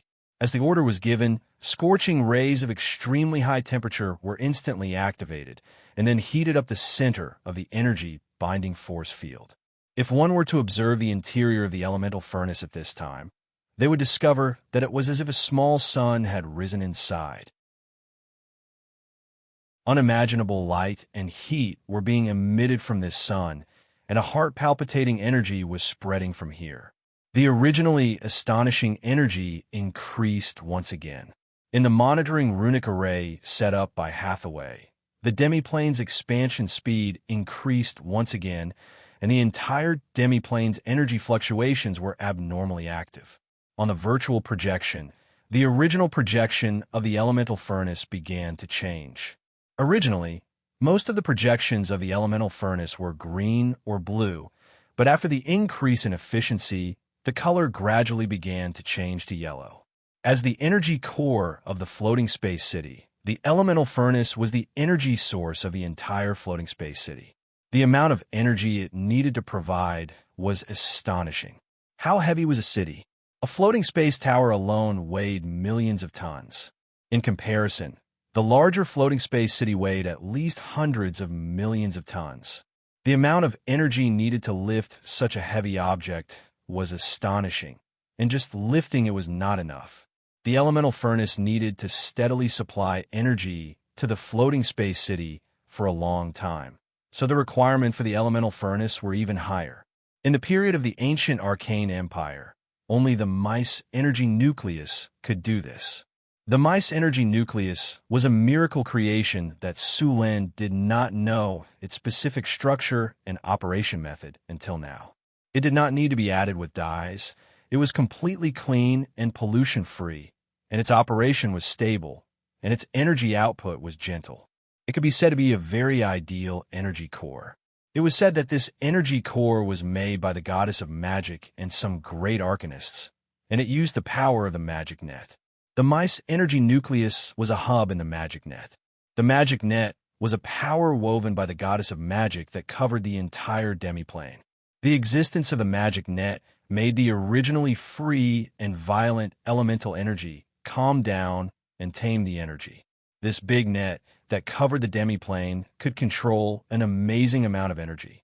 From the age of thorium to the early period of the Arcane Empire, all the floating space cities relied on the magic net and the mice energy nucleus.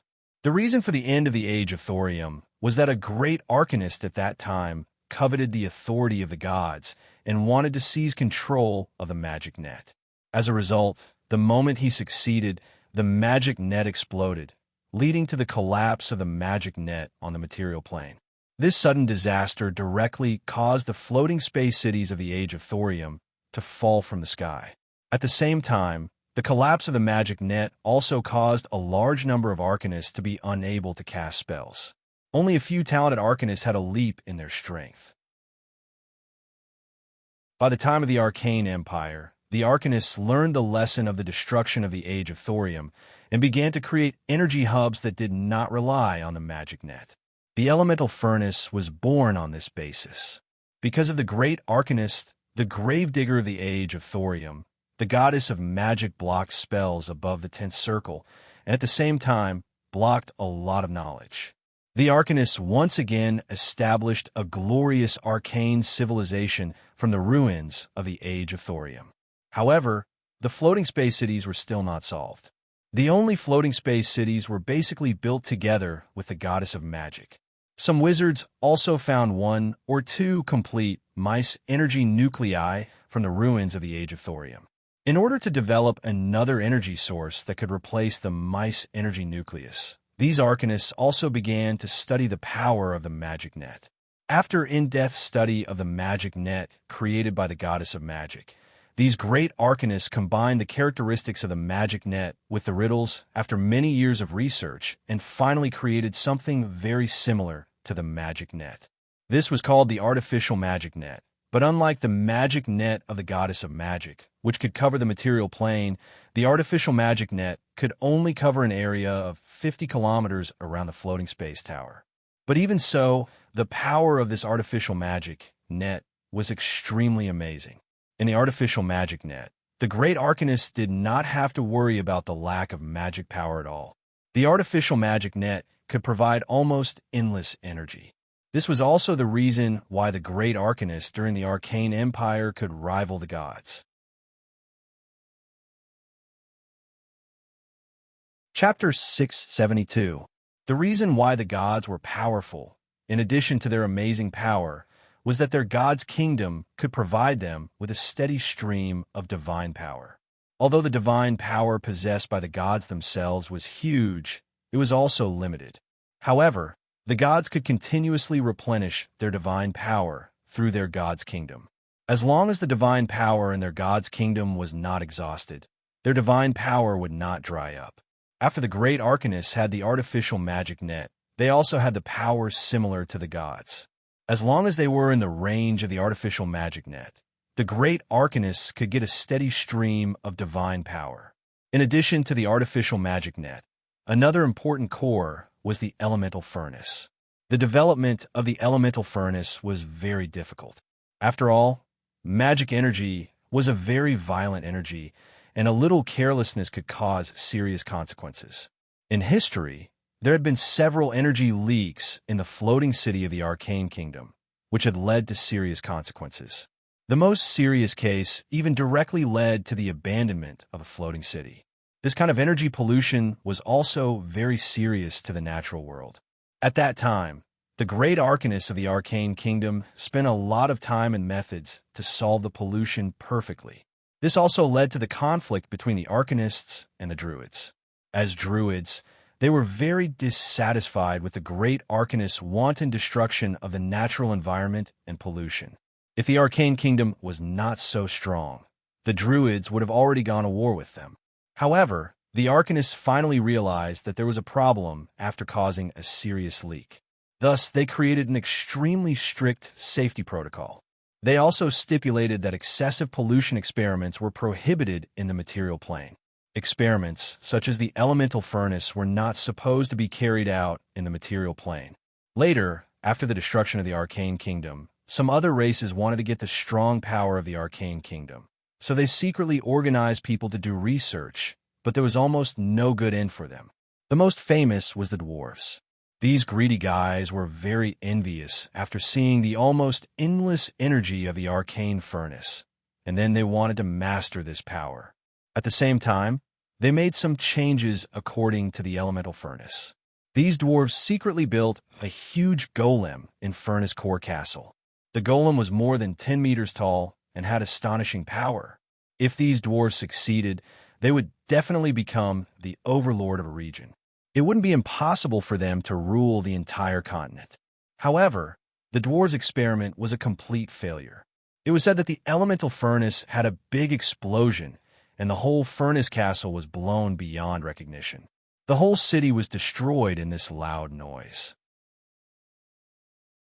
At the same time, the explosion also caused serious pollution. The refugees who survived the explosion fell sick and died from the terrible pollution.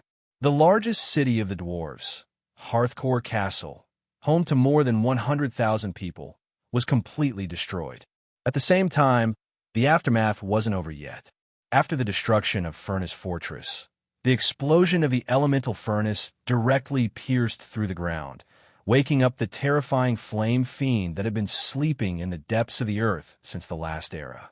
The awakened flame fiends began to attack the surviving dwarves.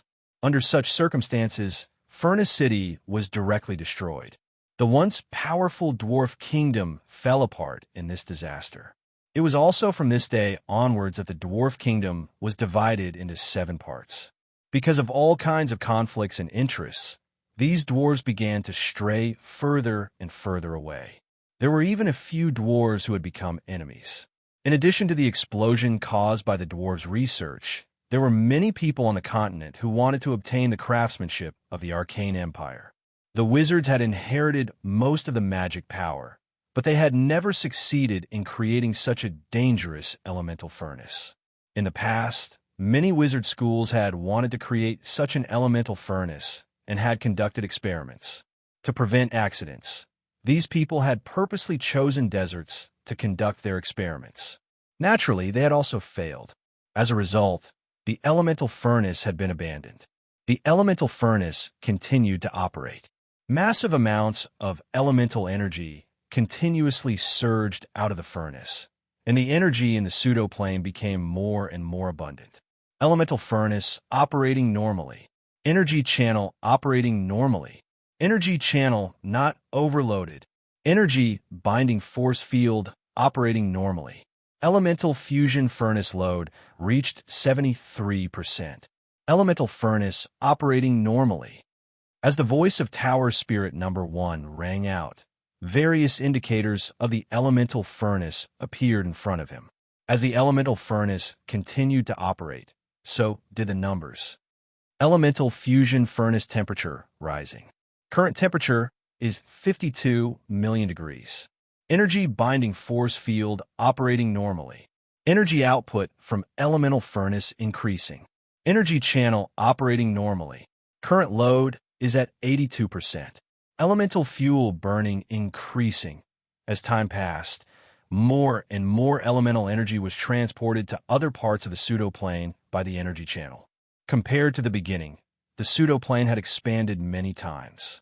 The pseudoplane was originally only 3 kilometers in diameter, but with the powerful energy supply from the elemental furnace, it had reached a shocking 10 kilometers in diameter. It only took him 2 to 3 hours to do so. The growth rate of a pseudoplane like this was extremely shocking.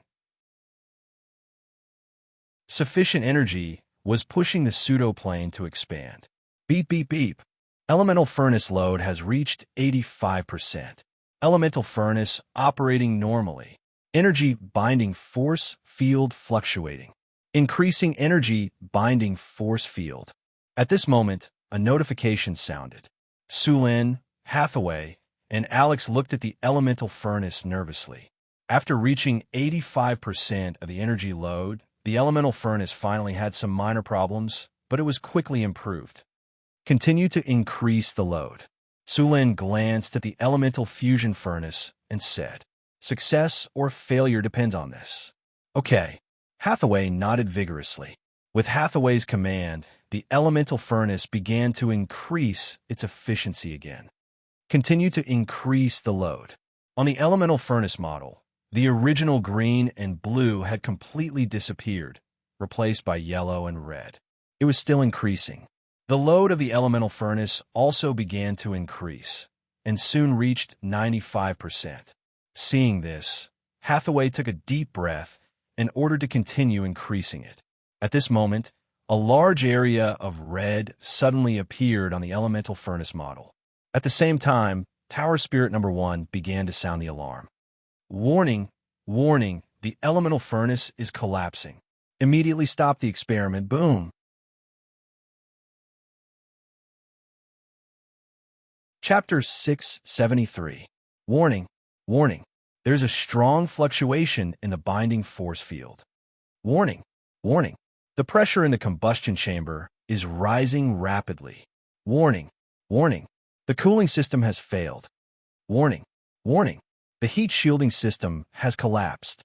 Warning, warning, the elemental furnace is shaking violently. Please stop the operation immediately. Forceful stop program activated. Forceful decompression and cooling system activated. A series of sharp and ear-piercing alarms sounded in the room. Sulin, Hathaway, Alex, and the others' faces suddenly changed, and they quickly activated the backup method. Space isolation system activated. Energy shield activated. Soft decompression and buffer spell activated. As Hathaway gave the order, a space barrier immediately rose in the half-plane, dividing the half-plane into two spaces. Then, in the half-plane where the elemental furnace was operating, an energy shield quickly rose, and at the same time, a large amount of aqua-blue liquid was constantly filling it. This aqua-blue liquid was a special buffer liquid that Hathaway and many other wizards made, and it could absorb the shock wave of the explosion to the maximum extent. Warning, warning, the forceful stop program has failed. Warning, warning, the forceful decompression and cooling system has failed. Warning, warning, the pressure in the elemental furnace is rising rapidly, approaching the critical value. It is estimated to explode in 7 seconds. Please prepare for defense. 6-5 for Sulin, and the others did not care about anything else, and they all activated their spells. Now, the energy wave above the elemental furnace had exceeded that of a level 10 spell. Although Hathaway and the others had done hundreds of calculations and prepared various defensive measures before the experiment, they still did not dare to be the slightest bit careless when the elemental furnace exploded. 3, 2, 1. Rumble. A dazzling light instantly erupted from the elemental furnace, and a huge mushroom cloud rose from the half-plane. Violent energy completely erupted at this moment, and flames as high as hundreds of thousands of degrees swept across the entire half-plane at this moment. At the core of the explosion, the intensity of the light could reach thousands of times that of the sun. Such a strong light could blind human eyes in an instant. The high temperature of the explosion directly vaporized the ground, and a huge crater appeared on the ground.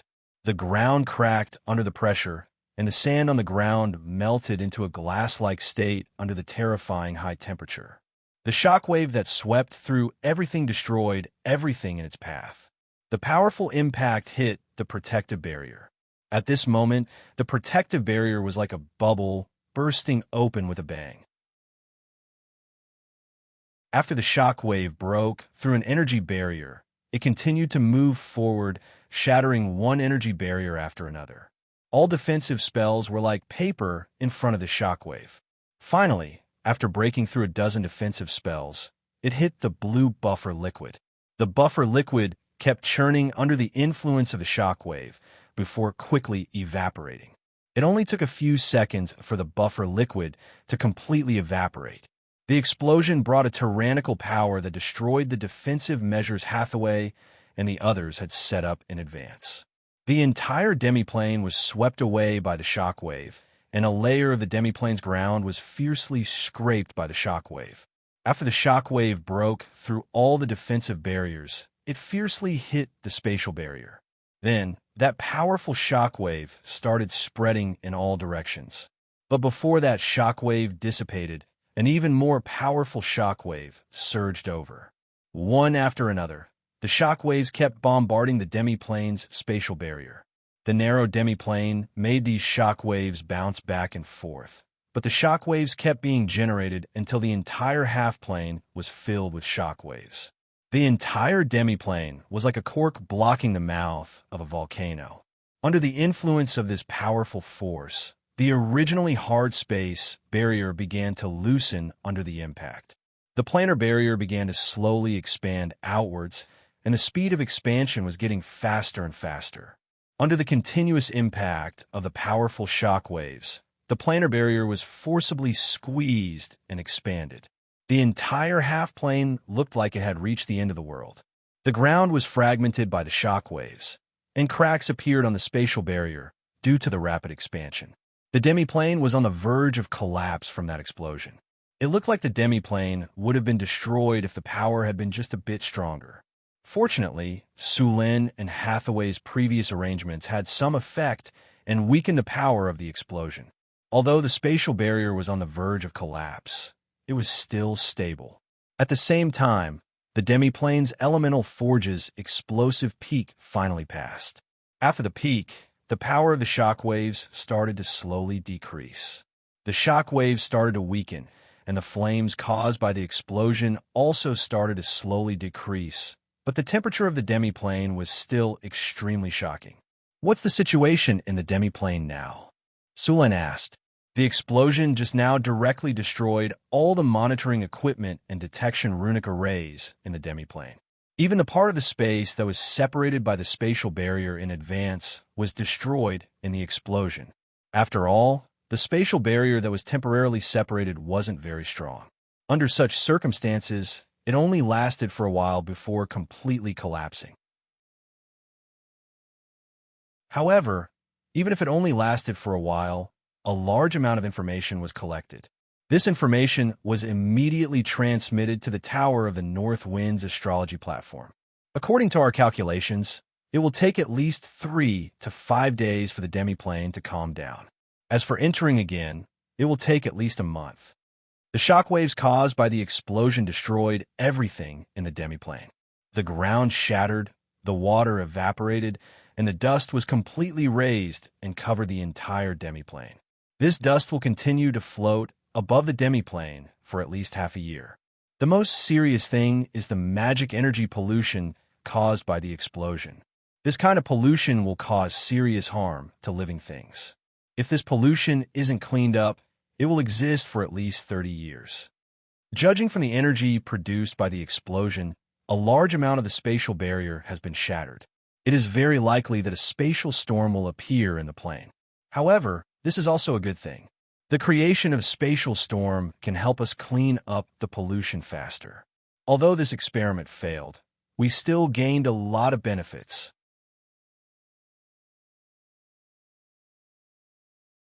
Chapter 674.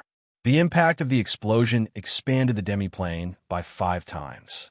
In addition to the expansion caused by the input of energy from the elemental furnace, the entire demiplane is now 7 or 8 times larger than before. As long as the magic energy pollution is removed, this demiplane can be used as a logistics base for the floating city. Hathaway said with a smile. Those spatial rifts still need to be repaired. With the pollution, we won't be able to use this demiplane for the time being. Sulin shook his head. At this moment, Chris suddenly said, "I have an idea." "Oh, what idea?" Sulin asked with some interest. Although this demiplane is polluted and has spatial storms, and although ordinary people can't survive, there are still other creatures that can. At the very least, the high-level demons of the abyss can, Chrissy explained. The environment in the abyss was very bad. Sulin had been there before, so he naturally knew that the environment in the abyss was even worse than the demiplane's current situation. Since demons could live in the bottomless abyss, they would naturally be able to live in this demiplane. Of course, Ordinary demons can't survive in this environment, so our target is the high-grade demons. With my current ability, I can enslave about 10 high-grade demons. Chris nodded. This is indeed a good idea. Moreover, these demons are quite strong and have some spell-like abilities. It's very feasible to use them to repair the demiplane. Hathaway. Alex, how many high-grade demons can you enslave? Sulin asked directly. I can enslave about 5, Hathaway said. I can enslave 3. Alex was a bit embarrassed. That's 18 in total. Not bad. Sulin nodded. I can probably enslave 24 high-grade demons in total. The demiplane's area is now 10 times larger than before. It's about 10 kilometers in radius. The area isn't too big. 24 high-grade demons should be enough. Then let's do that, Sulin decided after some consideration. By the way, Hathaway, summarize the cause of the explosion as soon as possible. Although the experiment failed, we still gain a lot from it. When the elemental fusion furnace is operating at 80% capacity, its operation is still very stable. Of course, there are still many shortcomings, but I believe that with the experience of this failure, it won't take long for us to successfully create a real elemental fusion furnace. I will. Although this experiment failed in the end, looking at the overall situation, there is no problem with our train of thought. I believe that after a few more experiments, we will succeed, Hathaway said with a smile. How many more tests do we need? Sulin shook his head. We've spent almost 2 million kinners worth of materials on this experiment. If we do it a few more times, I'm afraid that Northtown City will go bankrupt. Don't worry. The explosion happened because it was the first time. It's normal for this kind of problem to occur. But with this experience, we will pay more attention to the next experiment, Hathaway said with a smile. They were a little guilty of directly exploding 2 million kinners worth of materials in one experiment. Moreover, these 2 million kinners worth of materials were only the materials for the elemental furnace. The various defensive runic matrices in the demiplane were still there. Repairing the demiplane would require at least another 2 million kinners worth of funds. If they really exploded 2 to 3 million kinners worth of materials in each experiment, even if they had a mountain of gold, they wouldn't be able to keep up with the consumption. In the next few experiments, apart from spending a lot of money and materials to remake the elemental furnace, as long as they were careful, there wouldn't be any more explosions. The next experiments would be to improve these elemental furnaces. The top quality lava crystal that Sulin obtained last time was an important material for making the elemental furnace. Although the temperature in the elemental furnace could reach tens of millions of degrees, and even steel would be vaporized in an instant, the elemental furnace could withstand such high temperatures without being damaged. Of course, the elemental furnace wouldn't directly withstand such high temperatures. As far as Sulin knew, there was no metal that could withstand such high temperatures. The elemental furnace didn't directly withstand such high temperatures. There was a combustion chamber inside the elemental furnace, and the elemental fuel was ignited in the combustion chamber. This combustion chamber cooperated with the energy binding force field to bind the elemental fuel undergoing the elemental fission reaction in a space. This was equivalent to a small sun. The energy released by the elemental fission would be collected and converted by the energy conversion runic matrices next to it. Then, the energy would be transmitted through the elemental energy channel. In fact, the theoretical knowledge of the elemental furnace had been completed long ago. The difficulty lay in the materials. Although they didn't need materials that could withstand the high temperatures of tens of millions of degrees, the materials that could be used to make the combustion chamber were still very precious. In addition to the materials, there was also the runic magic matrices. The materials needed for the energy-binding magic matrices were also very precious. It had to be known that the energy-binding magic matrices needed to bind an astonishing amount of energy. After the elemental fuel underwent the fission reaction, the energy released every minute could reach the level of a level 9 spell, or even higher. If the energy-binding magic matrices didn't have enough power to bind such energy, it would cause the small sun to go out of control. A large amount of energy would directly rush out of the combustion chamber, and the combustion chamber would be destroyed by the high temperature in an instant. After the combustion chamber was destroyed, the other parts of the elemental furnace wouldn't be able to withstand such high temperatures. As a result, the elemental furnace would directly explode like the previous experimental body. The materials needed to make the energy binding magic matrices were very precious. It required more than a dozen high-quality magic gems. At the same time, it also needed orichalcum, mithril, and other metals. In general, such an energy-binding magic matrices required 300,000 to 500,000 kinar. After many simulation experiments, Hathaway finally made such an energy-binding magic matrices. But this time, there were still some problems and needed to be improved. However, this time, the energy-binding magic matrices could reach more than 80% power. There weren't many things that needed to be changed.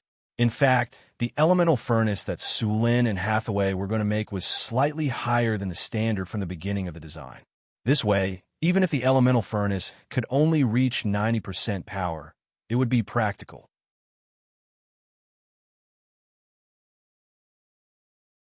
Chapter 675. The failure of the elemental fusion furnace experiment did not affect Northern Town at all. Other than Sulin and a few others, no one knew about this experiment. The explosion in the half-plane did not affect other places at all.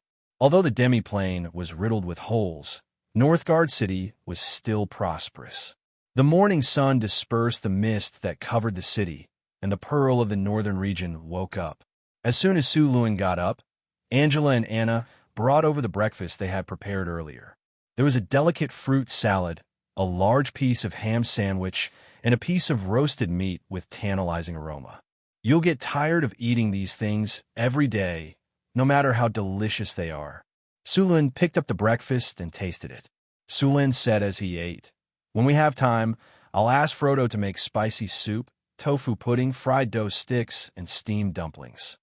Sulin had not tasted these things for more than 10 years, and he suddenly wanted to try them again.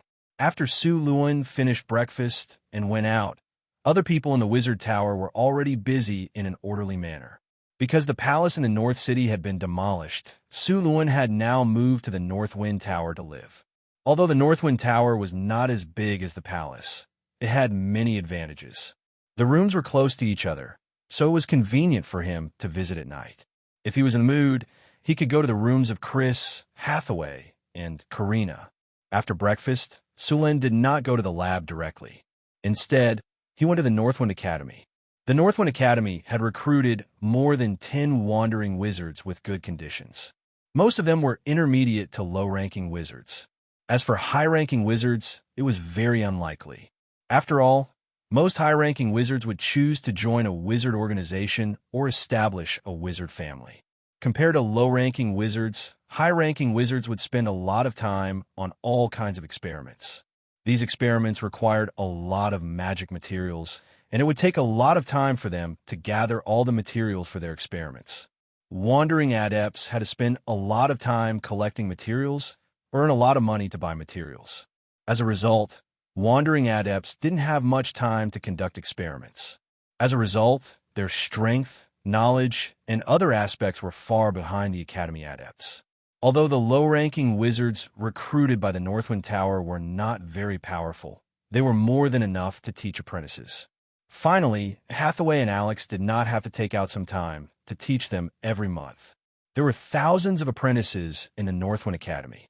Of course, according to the normal rate of promotion, about 60% of them would become rank 1 wizards, and the rest could only be apprentices. The resources of the Sorcerer Academy were limited.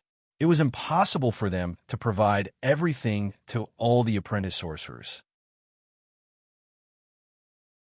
Also, due to the problem of their own aptitude, those apprentice sorcerers would need 5 or even 10 times more resources to become an official sorcerer than a sorcerer with good aptitude. Just like any other Sorcerer Academy or sorcerer organization, the Northwind Academy was a sorcerer organization. The Sorcerer Academy would not provide all the resources that the apprentice sorcerers needed. Instead, the apprentice sorcerers needed to do all kinds of work in exchange for those resources, even knowledge. It was not easy to become a wizard. In addition to their own efforts, other knowledge, luck, and so on were indispensable. Although the North Wind Academy had only been established for a few years, with the support of the North Wind Tower in Sulin, it had developed very quickly. Looking at the numerous wizard apprentices rushing through the academy, Sulin's heart was surging with excitement. He looked at these people as if he was looking at a group of green leaks. These wizard apprentices would be an important labor force in the floating city in the future. The floating city was in the era of the Arcane Empire, and it was also the crystallization of the wizard's highest wisdom. A large number of wizards would be required to exert its full power. There were a lot of jobs in the floating city that needed them. Although the Tower Spirit was very intelligent and could help Sulin control the entire floating city, the cost of a Tower Spirit was too high. Even Sulin could not make hundreds of Tower Spirits to work in the floating city. Perhaps in the legendary Nirvana mechanical mirror, there was such a huge city that was completely controlled by the Tower Spirit. The Nirvana mechanical mirror was said to be a world created by the great arcanists of the Arcane Empire. This world was a magical plane. The residents were all kinds of golems and other construct creatures. In addition to these construct creatures, there were also the Fermi ants. These creatures were not friendly to outsiders. Legend had it that the floating city of the Arcane Empire was preserved in the Nirvana mechanical mirror. The entire mechanical plane had a golem factory, which could produce all kinds of golem constructs. However, since the destruction of the Arcane Empire, the Nirvana mechanical mirror had been closed. Until now, no one had been to that world. Sulin's design of the floating city would have 50,000 to 100,000 people living in it, including at least 3,000 wizards. As far as the current situation was concerned, there was a big shortage of wizards. However, with the North Wind Academy, as long as it lasted for 10 or 20 years, these wizards would eventually be gathered. After patrolling around the North Wind Academy, Sulin returned to the North Wind Tower.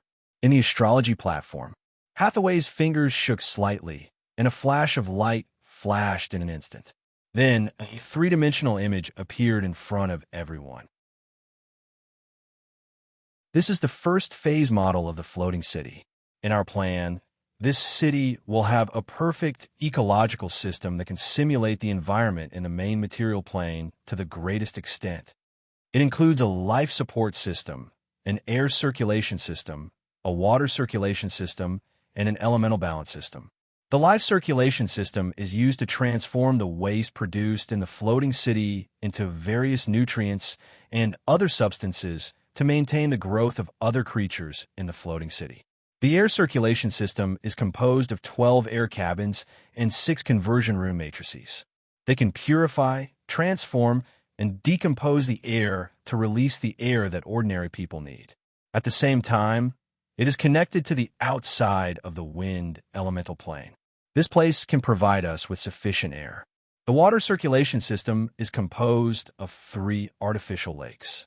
The artificial lakes will be equipped with purification systems to purify all kinds of water into harmless and drinkable water. Of course, drinking water is still different from drinking water. In addition, we have also opened a water elemental channel to obtain water from the water elemental plane. The elemental balance system is used to balance the 4 major elements in the floating city so that the 4 major elements maintain balance. There will not be too many elements that affect the balance and eventually lead to the collapse of the elements.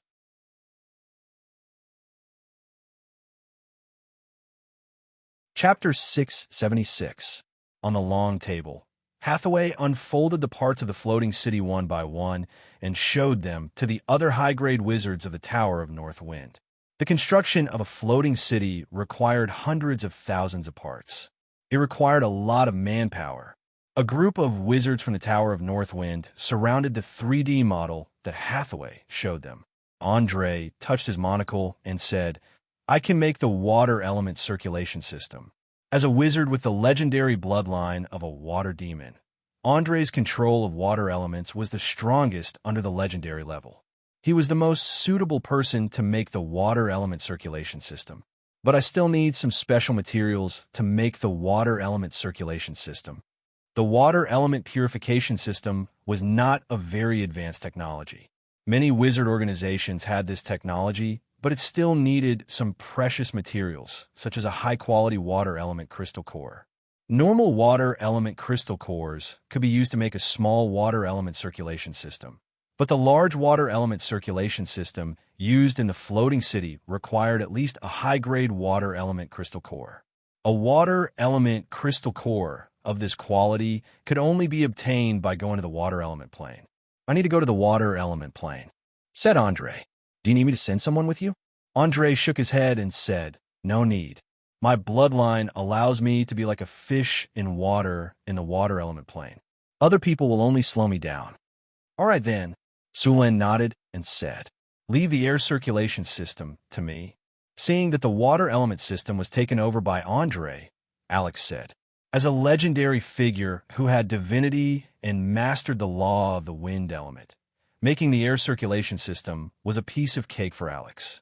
With her strength, it was not a problem for her to go to the wind element plane or open up an elemental tunnel later. Leave the life circulation system to me, Hathaway said when she saw that both the air and water circulation systems were being made. Sulin looked at Hathaway with surprise and said, you're in charge of the elemental furnace and you still have time to deal with the life circulation system? It's okay. The elemental furnace is already half completed. The rest of the work is not much. Just leave the life circulation system to me, Hathaway said with a smile. All right then. Seeing Hathaway's insistence, Sulin nodded and agreed. Sulin and Hathaway did not talk about the life cycle system in detail. This life cycle system was a bit special. Sulin and Hathaway needed the wisdom tree to carry it out. This circulation system was only owned by a few wizard organizations, and Surin and Hathaway were only thinking of an alternative. Other than these, the elemental balance system was much simpler. He only needed to build an elemental pool, and then set the critical points of various elements in the elemental pool. If there was more to be extracted and less to be replenished, it would be fine. Other than the fact that the elemental pool was a little expensive to build, there was no other difficulty. Since the tasks have been assigned, we'll wait for you to finish them. As long as you don't take more than 2 years, it'll be fine, Sulin said in a deep voice. It would take a long time to build the floating city. Even if they directly used the Northtown city to modify it, it would take at least a few years. Therefore, they were not in a hurry to install these supporting systems. As for the other things, let's distribute them for construction. There are still a lot of things to do in the floating city. Sulin only arranged a part of it this time. In the blink of an eye, more than a month had passed. During this time, Hathaway carried out another experiment with the elemental furnace. With the experience from last time, these elemental furnaces did not explode. Of course, there were still some problems, and this experiment ended up consuming hundreds of thousands of Kinner. The elemental furnace was constantly being perfected. Sulin, Hathaway, and Chrissy also began to summon demons. Demonology was a very important subject in the wizard school. Wizards had done a lot of research on demons. After all, demons were, in a strict sense, on the same level as the angels created by the gods. Demons also had a powerful ability to evolve. The original form of the Tana Reed demon was just a soul worm. This kind of creature could be stomped to death by a normal person. However, after countless battles, this soul worm could grow into a powerful Baylor demon. From the weakest existence all the way to a powerful legendary demon, it was simply incredible. In addition to the powerful ability to evolve, demons also had divinity. Of course, it was different from the divinity of the gods. The divinity of demons was chaotic, depraved, and so on. Many of the demigod liches extracted divinity from these demons. Demons were essentially soul creatures. Wizards were very interested in demons, especially this kind of evolutionary genetic chain. Many wizards were very envious of this kind of evolutionary ability. They wanted to have this ability, but so far, no one had succeeded. The research of these wizards was not without results. Demon warlocks and enslaving demons were all invented by them. In a special laboratory in the North Wind Tower, there was a tall altar in the center of the laboratory. There were a lot of strange symbols around the altar, and there was blood smeared on the side. A corpse was lying on its back. There was a dagger in the corpse's heart, and a lot of blood was flowing out from the heart. The whole altar looked gloomy and horrible, and it made people feel a chill in their hearts. This was the altar where Sulin and Hathaway were summoning demons. It was not easy to summon a high-grade demon. Sulin sent a few death row prisoners from the death row prison, and then used them to summon demons.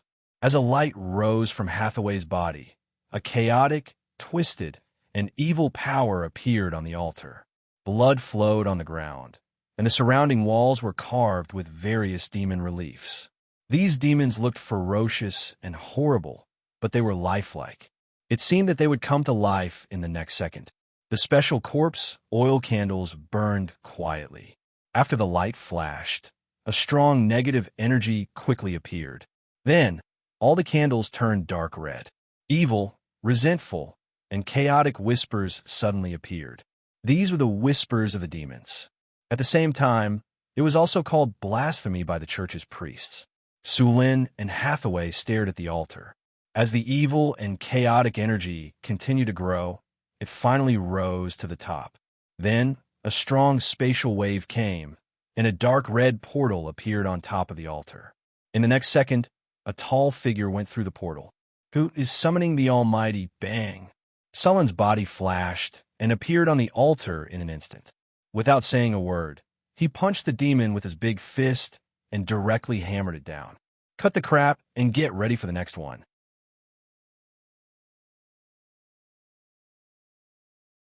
Chapter 677. Who dares to attack the great?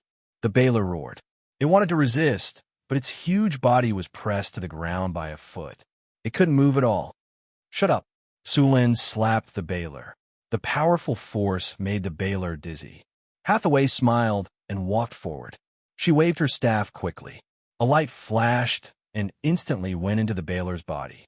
A silver magic chain slowly appeared on the Baylor's body. After seeing this chain, Sulin let go of his foot. The Baylor that was struggling jumped up and was about to slash down. However, as soon as it moved, the silver rune chain on its body flashed. The Baylor that was about to attack stiffened. With a painful roar, the Baylor fell to the ground in pain. "What happened? Damn it, you want to control me. Don't even think about it. Even if I die, I won't give in to you despicable wizards." The Baylor roared angrily after noticing the strange state of its body. Half an hour passed. "Master, what can I do for you?"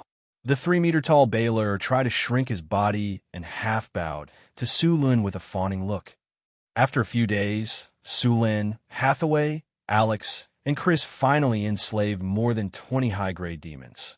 These high-rank fiends included Baylors, Glabrizu, Six-Armed Snake Fiend, Soul Judgment Fiend, and other high-rank fiends. After completing the enslavement, Sulin and the others went to the demiplane again. The impact of the last big explosion hadn't dissipated, and the entire demiplane still had various traces of destruction. In order to protect this demiplane and prevent the demiplane from completely collapsing, Sulin and Hathaway reinforced the demiplane after the explosion. As soon as Sulin entered the half-plane, he felt that the pollution index here was off the charts. The explosion of the elemental fusion furnace was very powerful, even though Hathaway had tried her best to weaken it. However, the aftermath of the explosion still caused serious damage to the place. Sulin clicked his tongue when he saw the scene in the half-plane. It was no wonder that such experiments were prohibited in the material plane since the era of the Arcane Empire. What a terrifying force! Hathaway exclaimed in surprise when she saw the demiplane. The dilapidated scene before his eyes was like a world that was about to be destroyed. This half-plane could no longer be seen in its original form. However, even though it had become dilapidated, the danger inside had not decreased in the slightest. The destruction of the half-plane left behind countless spatial cracks. These spatial cracks were equivalent to the power of the primordial slashes. It was equivalent to a high-tier spell. Moreover, Many of the spatial cracks didn't have any abnormalities. If one wasn't strong enough, they would be directly dismembered by these spatial cracks. This is really troublesome. The pollution here will take at least 100 years to dissipate. It seems that we have to clean it up. I don't know if more than 20 high demons are enough. Sulin looked at the half-plane in front of him and had a headache. Should we go and enslave a few more high demons? Sulin found that these high demons were quite easy to enslave. He could summon them and beat them up without saying a word. After that, he could enslave them. If they dared to resist, there was no problem. He could just beat them up again. If they dared to resist, he could beat them up again. These high demons were wretched. He had to teach them a few good lessons before they became obedient. The strength of these high demons was not bad. Although they had not reached the legendary level, they were almost at the 4th grade. Although the environment in front of them was harsh, they could still survive. You guys will clean up and repair this half-plane. I'll give you some things in a while to clean up the pollution here and repair those spatial cracks. Hearing Sullen's words, these abyssal demons quickly nodded in agreement. They were very well behaved. By the way, there might be some violent elemental life forms in here, Sulin suddenly said. The half-plane originally had connecting channels to the 4 major elemental planes.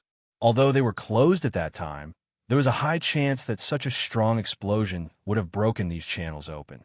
In this way, it was very likely that elemental life forms would enter here. Elemental life forms were originally neutral, but in this chaotic and polluted environment, there was a high chance that they would be polluted and become violent. This kind of high-intensity pollution energy was very harmful. Elemental energy would be disturbed. These are purifiers. Spray these purifiers all over the half-plane.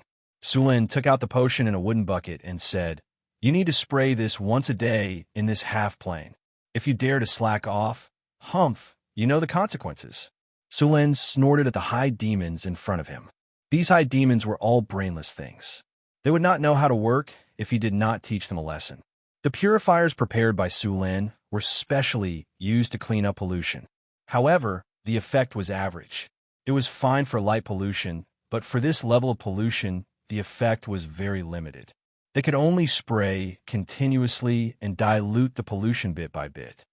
Boom! A fireball fell from the sky. Sulin didn't even look at it. With a backhand slap, he scattered the fireball. It's a large fire elemental. Hathaway's figure sounded. Not far away, a burning flame appeared. This fire elemental looked rough and tough. Its upper body was a burning flame, and its lower body was somewhat like 2 legs. The originally bright flame had become a little dim, and there were a lot of sparks jumping around it. It looked quite violent and aggressive. Something delivered to my doorstep. Seeing this giant fire elemental, Sullen's eyes lit up, and he rushed over directly. The Thunder God Spear also appeared in his hand. Rumble! There was a violent explosion, and the surroundings were completely turned into a sea of fire. However, this sea of fire was quickly extinguished. Sullen's tall body walked out of the sea of fire, and he tossed a fist-sized red crystal up and down in his hand. My luck isn't bad. What a good start. A high-grade elemental core dropped right away. Sulin put away the elemental core with satisfaction. This kind of thing was somewhat similar to a soul crystal. It could also be used to make the soul core of a magic statue. Such an elemental core could be used to make a set of steel magic statues. However, not all elemental life forms would drop elemental cores. The drop rate was about 30%.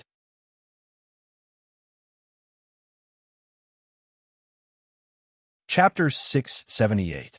Sulin was also very happy to see the elemental cores drop. No one would complain about having too many elemental cores and soul crystals. With the Golem factory, Sulin would never have enough elemental cores and soul crystals. After seeing the elemental cores drop, Sullin's interest was clearly piqued. After ordering the high demons to repair the plane, he directly started cleaning up the berserk elements in the demiplane. Most of the berserk elements in the demiplane were wind and fire elements. The number of earth elements was very small, and there was basically not a single water element. This was mainly caused by the explosion of the elemental furnace. The explosion caused serious damage to the earth, and the water source directly evaporated. Therefore, without water elements, earth elements also became very rare. The berserk elementals were very aggressive.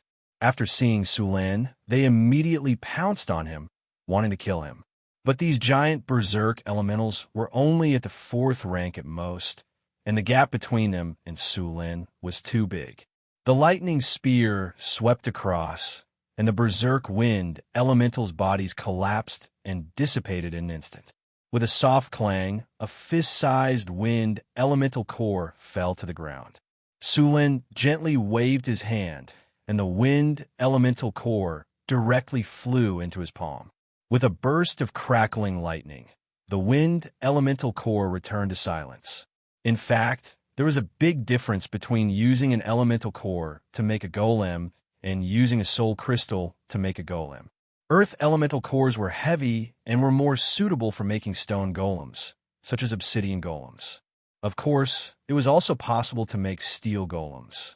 Golems made with earth elemental cores would have defensive bonuses, but their speed would be correspondingly slower. Golems made of wind elemental crystal cores would be more agile and would have a corresponding increase in speed, but their defense would be slightly worse than other golems. Golems made of fire elemental crystal cores would have an increase in attack power, especially when it came to fire spells. But at the same time, their defense would be weakened. Golems made with water elemental cores could change their form, but the effect was limited. At the same time, their attributes would be more balanced. There were a lot of berserk elementals. Sulan found some spatial cracks in the demi-plane that connected to the elemental planes. After all, when the demi-plane was first established, Sulan had connected it to the elemental planes, allowing the demi-plane to obtain the elemental energy of the 4 elemental planes and rapidly grow. Thus, Sulan's demi-plane was actually quite close to the 4 elemental planes. When the elemental furnace exploded, the power of the explosion tore through the spatial cracks and connected to the elemental planes. Many of the elementals in the demi-plane came here through these spatial cracks. The space barrier itself had the ability to repair itself. However, this self-repairability was not very high. If the damage was too severe, it might take thousands or even tens of thousands of years to repair according to its self-repairability. Although the demi-plane looked quite miserable at first, Sulan and Hathaway had done a lot of protection before, so the real damage was not too serious. The spatial cracks that connected to the elemental planes had shrunk a lot, and such giant elementals could no longer pass through. Sulan set up a runic magic array around these spatial cracks to seal them again and speed up their recovery. The other spatial cracks also needed to be repaired, but these spatial cracks were more difficult to repair. Apart from the spatial rifts that connected to the elemental planes, the rest of the spatial rifts were basically spatial storms. These spatial storms were very destructive. If one were to accidentally fall into one of these spatial storms and not be able to escape in time, even a legendary powerhouse would fall. In the exploration of the astral plane, apart from encountering some powerful enemies, evil gods, abominations, and other monsters, the most dangerous thing was to be involved in a spatial storm. The power of spatial storms varied, and they erupted very suddenly. Once one was involved, it was basically equivalent to being attacked by at least the disintegration spell at all times. If the space-time storm was very strong, then the attack would be equivalent to the Great Disintegration spell, and even legendary powerhouses would not be able to withstand it. Moreover, this dissociation also had the effect of cracking. If one was not careful, all their luxurious equipment would be reduced to dregs. Sulan was still very cautious about these spatial cracks, because this was only a spatial storm caused by the spatial cracks, and its power was limited. At most, it was only equivalent to the 6th circle spell dissociation. Sulan could directly resist this level of spell with his body. Next, Sulan and Hathaway began to repair these elemental cracks. Sulan directly blocked the spatial cracks with his tyrannical body, blocking the spatial storms inside. Then, Hathaway set up a runic magic array around the spatial cracks. With Sulin blocking the spatial cracks, the surrounding spatial storms naturally dissipated. Without the interference of these spatial storms, the speed of setting up the runic magic array was naturally much faster. Soon, a runic magic array was completed, and Sulin left the spatial cracks. He saw that the raging spatial storms outside the spatial cracks had appeared again and were rushing towards the cracks. However, as soon as they touched the spatial cracks, they were blocked by a transparent shield. Without the interference of the spatial storms, the spatial cracks began to recover faster. The spatial cracks that would have taken at least 5 or 6 years to recover now only took a little more than a year. Sulin and Hathaway cleaned up the berserk elementals while sealing the spatial cracks. At the same time, they also commanded the high-ranked demons to clean up the pollution of the demiplane. They became very busy for a while. After spending 3 days, the berserk elementals in the demiplane were finally cleaned up. Their luck was pretty good. After cleaning up all the berserk elementals, Sulin obtained a total of more than 30 elemental cores. These elemental cores were basically large pieces, and only a few were medium-sized. They were all sent to the golem factory and would be enough to use for a long time. Sulin looked at the elemental cores in his hand and grinned. His luck was still pretty good with more than a 30% drop rate. Elemental cores were still very mysterious. Sometimes, killing a dozen elemental cores might not necessarily result in 1 drop, and sometimes it would continuously drop. However, legendary elemental creatures were bound to drop elemental cores after death. It was just that very few dared to go to the elemental planes to hunt legendary elemental creatures. After all, elemental creatures in the elemental planes would be enhanced and become very difficult to deal with. Moreover, elemental creatures were rare creatures that could be the rulers of high-rank elementals. If one was unlucky, it was very likely that they would be ganged up on by a legendary elemental creature leading a large number of elementals.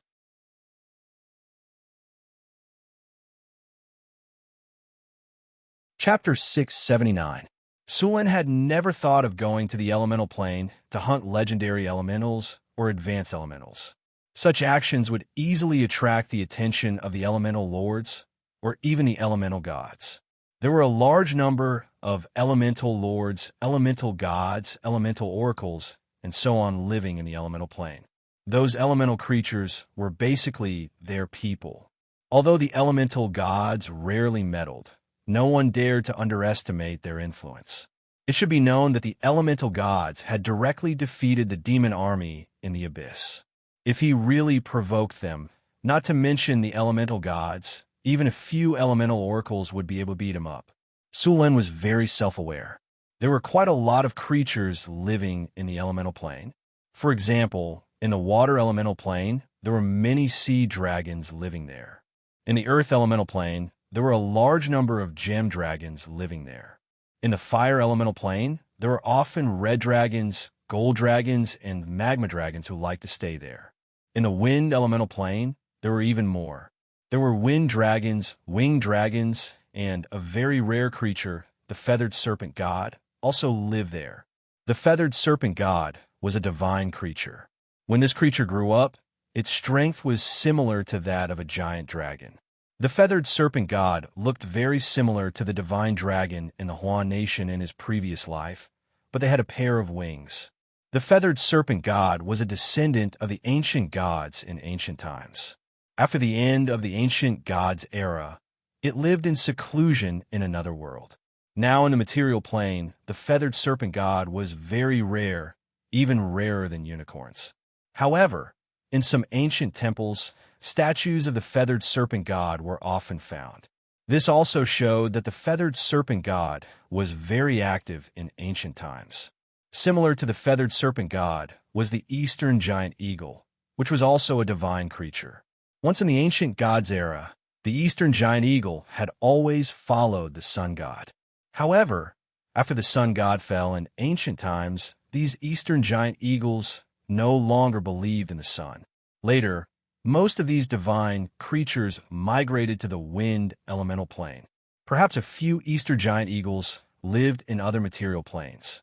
The Easter giant eagles loved to fly towards the sun every morning. However, although the eastern wind god eagle had disappeared from the material plane, their descendants still existed. For example, the Hagen's giant eagle could reach a height of 2.5 to 3 meters, with a wingspan of more than 8 meters. An adult Hagen's giant eagle would have the power of a grade 3 Hagen's giant eagle. A small number of powerful Hagen's giant eagles could reach the pinnacle of grade 3. Many wizard organizations like to sign contracts with these Hagen's giant eagles. These Hagen's giant eagles had the intelligence of a human and were very powerful. After Sulen and Hathaway cleaned up the berserk elementals, they began to repair the remaining spatial cracks. Due to the explosion, in addition to tearing a large number of cracks in the spatial barrier of the demiplane, the area of the demiplane had also expanded several times. This was also one of the reasons why Sulen was conducting experiments here. Even if the experiment failed, he could still expand the demiplane. If the demiplane was expanded normally, it would take decades or even centuries to expand to its current extent. Now that the elemental furnace had exploded, it saved a lot of time. Although it also caused the demiplane's spatial barrier to be severely damaged and polluted, it could still be repaired with some time. The wind was howling. Dimensional storms appeared around Sulen, and the energy barrier on the surface of his body kept flashing. In less than a minute, Sulen's energy barrier had been hit dozens of times. The dimensional storms were raging, and the energy barrier on the surface of Sulen's body quickly dimmed under the continuous attacks. Finally, with a light bang, it completely shattered. However, before this energy barrier was completely shattered, another energy barrier had risen from Sulen's body. The spatial crack in front of them was severely damaged. The huge crack was fragmented by the explosion, and there were a lot of spatial fragments around it. These spatial fragments were shaken by the dimensional storms. In the demiplane, the ground nearby had collapsed into countless boulders. Because of the severe spatial cracks, the gravity here had become very unstable. No, it should be said that it was chaotic. The gravity in some places had increased by several times, but in some places, the gravity on the ground had completely disappeared. In some places, the gravity was entangled with each other and spread in all directions. The spatial barrier here was severely damaged. In the past month or so, this spatial crack showed no signs of recovery. In fact, the spatial crack here was getting bigger and bigger. If no one repaired it, this space would completely shatter. If left alone, the spatial crack would keep expanding and the entire demiplane would eventually turn into nothingness. Sulen's body shone brightly, and then a magic barrier rose from his body and blocked the huge spatial crack in front of him. The power of the dimensional storms in this spatial crack had already reached the 8th circle. It could be said that Sulen was being bombarded by 8th circle spells every minute. Fortunately, Sulen was powerful. He could resist all these spells. A huge boulder flew towards Sulen at an extremely fast speed. Sulen's eyes flashed, and then lightning flashed in his eyes. The next second, a bolt of lightning appeared out of nowhere and fiercely hit that huge boulder. The boulder, which was the size of a carriage, was instantly torn apart under the bombardment of the lightning. Then, it was sucked into a spatial storm and instantly turned into fine dust, disappearing without a trace. "What is that?" Hathaway suddenly said, pointing not far away. Sulen looked up and saw that in that dark space, the space of the demiplane was continuously shrinking. The other side of the demiplane had already become a chaotic void zone, and the berserk spatial power was continuously eroding the demiplane. This was the demiplane that Sulen had transformed. It was constantly collapsing and had no power to resist the dimensional storms. This spatial crack was very dangerous.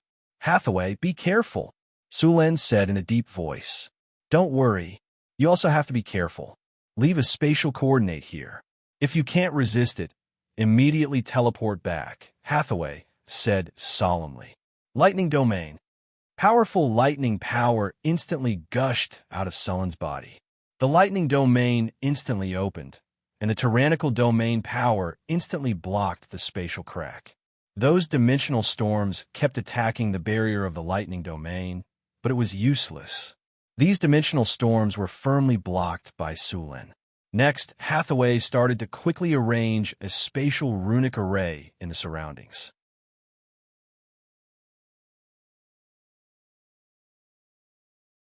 Chapter 680. It took nearly half a year to repair the half-plane, and another 2 years to clean up the pollution. If it weren't for the high-grade demons, it would have taken even longer. The half-plane was heavily polluted. At first, Sulin and the others used neutralizing powder to purify it, but it wasn't very effective and could only weaken the pollution a little. It wasn't very effective against stubborn pollution. Most of the pollution in the half-plane was like this. In order to clean up the pollution, Hathaway finally used another method, which was to use a large amount of purifying water to wash the half-plane back and forth. This method could quickly dilute the pollution. If it was in a material plane, this method would remove the pollution, but at the same time, it would cause the pollution to spread. However, it was different in a half-plane. The half-plane was a sealed space, and the pollution couldn't spread at all. After using the purifying water, Sulin would directly open a space crack and let the polluted water flow into the void. The void's omnipresent space storm would completely tear the polluted water to shreds. There is no need to worry about the polluted water contaminating other places. The space storm would quickly split the water into molecules or even smaller particles. After a dozen or so cleanses, the Northwind Tower spent a lot of money and finally reduced the pollution to below the standard value. The rest of the pollution could only be slowly recovered with time. In fact, there was a faster way, which was to plant the Wisdom Ancient Tree in a half-plane. The Wisdom Ancient Tree's purification field would completely purify the whole plane. After a few years, the half-plane finally returned to normal. Then, the renovation plan began. This half-plane would be the logistics base of the Northwind Tower. It had been a few years since the last explosion of the elemental fusion furnace. In these years, Hathaway hadn't stopped experimenting with the elemental fusion furnace. Finally, a year ago, the elemental fusion furnace was completely perfected. The elemental fusion furnace wasn't big, but the energy it provided was almost endless. With the elemental fusion furnace, the floating city's energy problem was solved. The renovation work of the northern city had never stopped. In fact, the renovation work was getting faster and faster. This was mainly due to the increasing number of wizard apprentices in the Northwind Academy. These apprentices had completed their transformation from ordinary people to wizard apprentices and began to accept large amounts of missions to earn resources. And the safest and most profitable mission was to modify the floating city. Although the strength of these apprentice adepts was very low, they were still much stronger than the slaves and workers. The transformation work, which was originally quite difficult, began to speed up. At the same time, the water elementium circulation system, life circulation system, air circulation system, and other supporting systems of the floating city were completed under the combined efforts of the adepts. The progress of the entire floating city was quickly completed. By the time the elemental fusion furnace was completed, the main body of the floating city was almost finished. The original puzzle of the Northwind Tower also needed to be modified. The previous puzzle could only cover a range of 500 meters around the Northwind Tower. This kind of puzzle worked well, so Surin, Hathaway, and Alex worked together to upgrade the puzzle. This puzzle was upgraded into a man-made magic net. The man-made magic net relied on the elemental fusion furnace. With the support of powerful energy, this magic net controlled an area of 50 kilometers. This man-made magic net had all the functions of a magic net. After entering the range of the man-made magic net, those without permission would have their spellcasting ability greatly restricted. High-grade wizards would lose their spellcasting ability directly.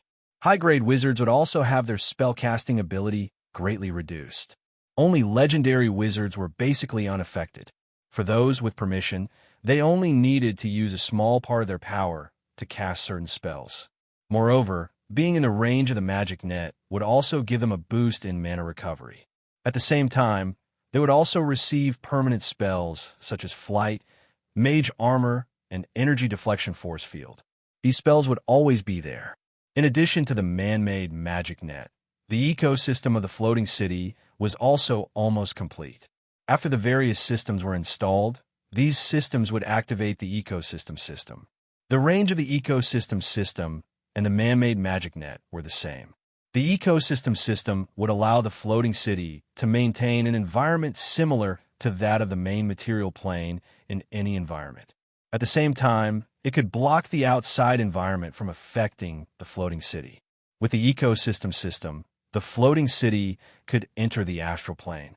Low-grade wizards and ordinary humans who were not strong enough would not die from extreme environments. In fact, if ordinary people could live in the astral plane for a long time, there were still many benefits. After all, the astral plane was filled with a large amount of source energy. This was the most basic energy in the multiverse. Even if one did not have the aptitude to become a wizard, after removing the source energy for a long time, they would still gain a lot of benefits. During the period of the Arcane Empire, many floating cities would enter the astral plane for a fixed period of time. In addition to collecting materials, another reason was to promote human evolution. After coming into contact with the source energy, the human soul would evolve under the influence of the source energy. These evolved humans would gain psionic abilities. Just like the Githyanki's who lived in the astral plane, they were born with psionic talents and could become psionicists.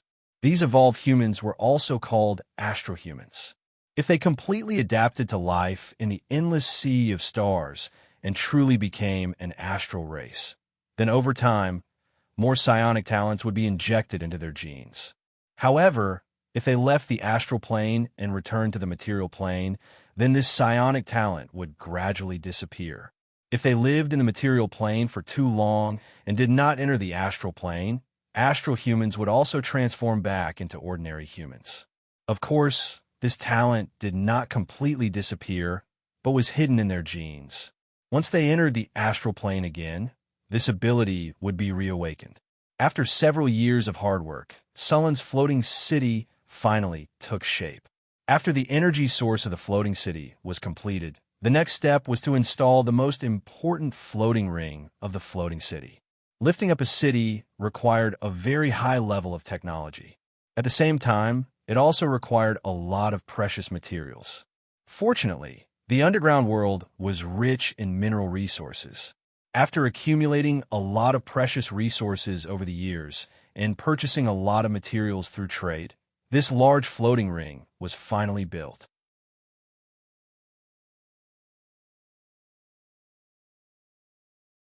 Chapter 681. Northern Wasteland, Northgard City. Early in the morning, the soldiers of Northern Town appeared on the streets of the city. The residents of Northern Town felt strange. Soon, the inner city was completely under martial law. No one was allowed to get close, and the whole city was in a state of alert. There was a 50-meter barrier between the inner city and the outer city. At the city gate, all caravans were forbidden to enter. At the same time, many people were sent out of the city in batches. Although they were puzzled by the situation, they left with the soldiers. Sullen's control of the whole city was not just for show. The whole city would act as soon as he gave the order. Soon, the evacuation of Northern Town was completed. Even the original soldiers retreated to the city wall. Accompanied by strong elemental fluctuations, a muffled sound was heard, and the whole ground shook violently. In the Tower of the North Wind, Hathaway was wearing a gorgeous wizard robe and standing on the astrology platform. Next to her were Chris, Alex, Karina, Grace, and the others. On the other side was Sulen. On the astrology platform, a huge amount of elemental energy was constantly gathering toward the wizard tower. The elemental energy in the entire wizard tower was almost condensed. With the strong energy, the energy nodes in the wizard tower were quickly activated, and the energy channels were shining with a faint light. Activate the elemental furnace. Elemental furnace igniting. Igniting complete. Elemental furnace igniting. Floating space tower charging. Safety check in progress. All procedures are operating normally. Floating space ring charging. Main floating space ring activated. Main floating space ring operating normally. Prepare to take off. Hathaway was surrounded by strong energy. The originally loose wizard robe was also supported by this energy. Her body floated directly under this strong elemental energy. Hathaway nodded to Sulan. Then, lightning flashed on Sullen's body, and a spiritual light rushed to the sky. The golem army in the wizard tower was busy. Andre, Lorraine, and several other wizards were constantly commanding the golems to work. Magical-looking metal constructs were transported to various locations in the city. Start assembling the floating space city. Prepare to activate the auxiliary floating ring. In other parts of the floating city, the wizards were waiting for orders. After receiving Sullen's order, they said in a serious tone, "The Northwind Tower is ready. It's our turn now. Charge it immediately." With the command of this magus, the energy crystals around them slowly lit up. Surging elemental energy immediately entered, and the runic array on the ground was activated at this moment. In the center of the runic array, the silver-white floating ring also began to flicker with spiritual light. The bottom of the floating city is separating. The underground of Northgard City had long been hollowed out. Back then, the Grey Dwarves had dug out tunnels under Northgard City and connected them with special constructs. It could be said that the floating city was now completely supported by these constructs. On the astrology platform, a three-dimensional virtual image of the entire floating city appeared before everyone's eyes. At this time, below the virtual image of the floating city, there were red dots marked, which are the link constructs. Begin automaton separation, Sulan said in a deep voice. With his command, the many red dots at the bottom of the floating city began to separate. In just a few breaths, all the link constructs had completed their separation. The entire floating city shook slightly, then stabilized in an instant. However, a large number of cracks had appeared in the connecting area between the floating city and Northgard City. Many of the edges were already showing signs of collapse. The original inner city of Northgard City was completely broken. Countless rocks slid down, as if the entire ground was about to sink. However, at this moment, a spiritual light rose, followed by a powerful force that enveloped the entire floating city. After shaking slightly, the floating city began to slowly rise, and the speed of the rise was getting faster and faster. In just a few breaths of time, the entire floating city had risen nearly a meter in height. Activate anti-gravity force field. Begin ascension. The surging elemental energy was quickly consumed, and with a strong energy fluctuation, the entire city rose directly under the effect of this force. A large number of rock fragments fell from the floating city, and a foundation made entirely of obsidian was revealed. The edges of the floating city continued to crack, and a large number of rocks fell down, constantly making loud noises. With the rise of the floating city, many empty spaces appeared in the floating city. These empty spaces were naturally elemental constructs that had not been installed yet. After the floating city rose to a certain height, the people who had been waiting at the astrology platform immediately began to work. One by one, the completed components were moved over and then installed in order. With a series of metal clanging sounds, these construct components were linked together one after another. After connecting these magic constructs, the energy channels were also connected. After the energy reached here, these construct components also began to operate. Mud to stone, dozens of spells rose, and the originally soft ground in the floating city began to quickly transform under the effect of this magic, gradually turning into hard rock. The entire floating city's foundation was fused together under the effect of these spells. Hardening. A series of spells flashed from Sullen's body, and the original rock immediately became stronger under the effect of the hardening spell. In just a few breaths, the entire floating city was buffed with a large number of hardening spells. Outside Northern Town City, hundreds of thousands of people were looking at everything in shock. Countless people saw a city the size of Small Mountain fly up, and their faces turned ashen. There were also many people who knelt on the ground and cried out that this was a miracle. The city is flying. Unbelievable. Miracle, this is a miracle. Is this a god? There was a burst of exclamations, and the people of the northern city were stunned at this moment. Even the clergy in the northern city were tongue-tied. In their eyes, a city the size of Small Mountain flew up from the ground. This was a power that only gods could use. When they saw Sulin perform it, they were greatly shocked. Is this the power of a wizard? A large number of adventurers in the city muttered to themselves. The little red dragon Onyxvia looked at everything in front of her with a shocked face. She naturally knew about the floating city, but she did not expect her master to have built a floating city. In her heart, she was even more in awe of her master. In the sky, a strong storm completely blew away the surrounding clouds, and powerful energy gathered around the city.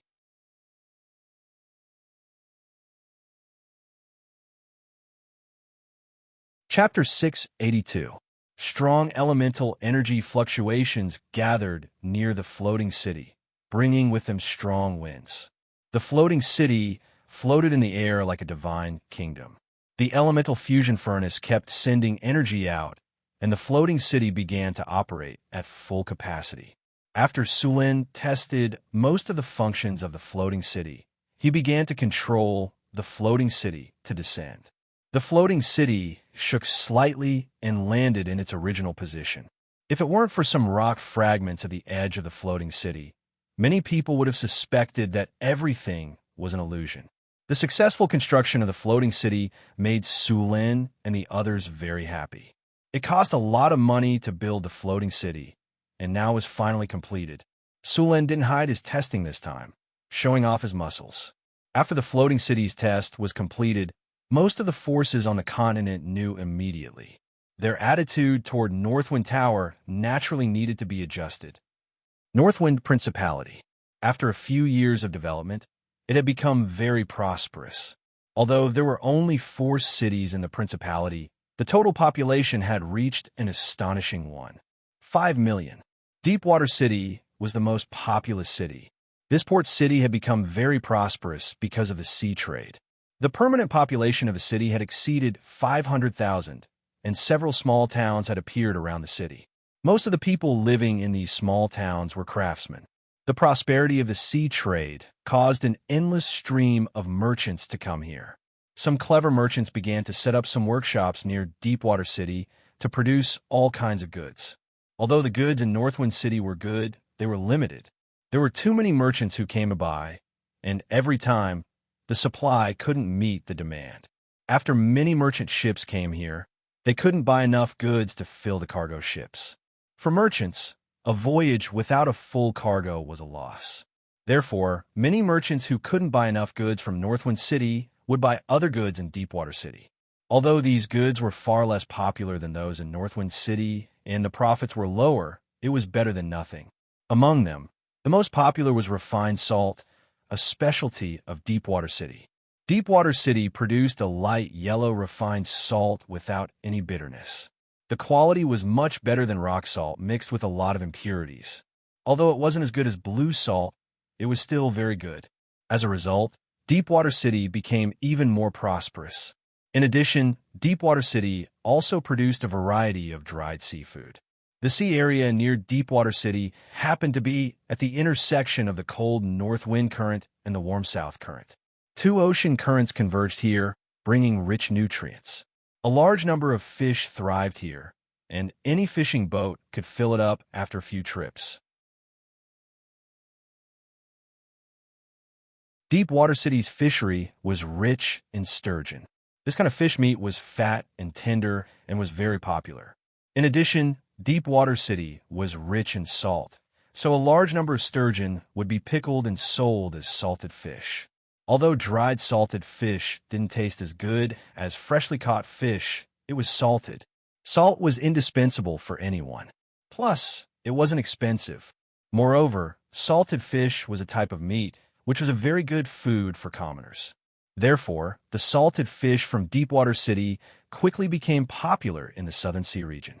Even Beifong Principality had a large number of salted fish for sale. The population of Mirror Lake City in the Southern Sea region wasn't inferior to Northgard City in the slightest. Moreover, relying on Mirror Lake next to it, millions of mu of fertile land have been cultivated here. It could be said that this place had become another large granary in a few years. Since the construction of the floating city in Northgard City was completed, more and more people wanted to live in Northgard City. However, it wasn't as easy as it was a few years ago.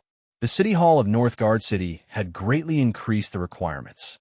If it weren't for this, the population of Northgard City would have broken through the million mark long ago.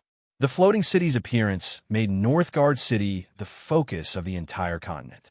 Northgard City also had a new name, Magic City. Northgard City, as the capital of Beifong Principality, had become unprecedentedly prosperous. In the sky, a group of winged dragon knights flew quickly. This was the winged dragon guard of Northgard City. Every winged dragon knight was at the peak of the 4th rank.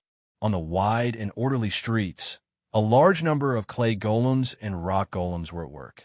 Occasionally, a few steel golems would appear. The steel golems didn't look clumsy. Instead, their bodies were slender and graceful. They had humanoid faces. Their surfaces had a silvery white metallic luster, and there were many golden red patterns on them. The steel golems' foreheads were embedded with blue gems.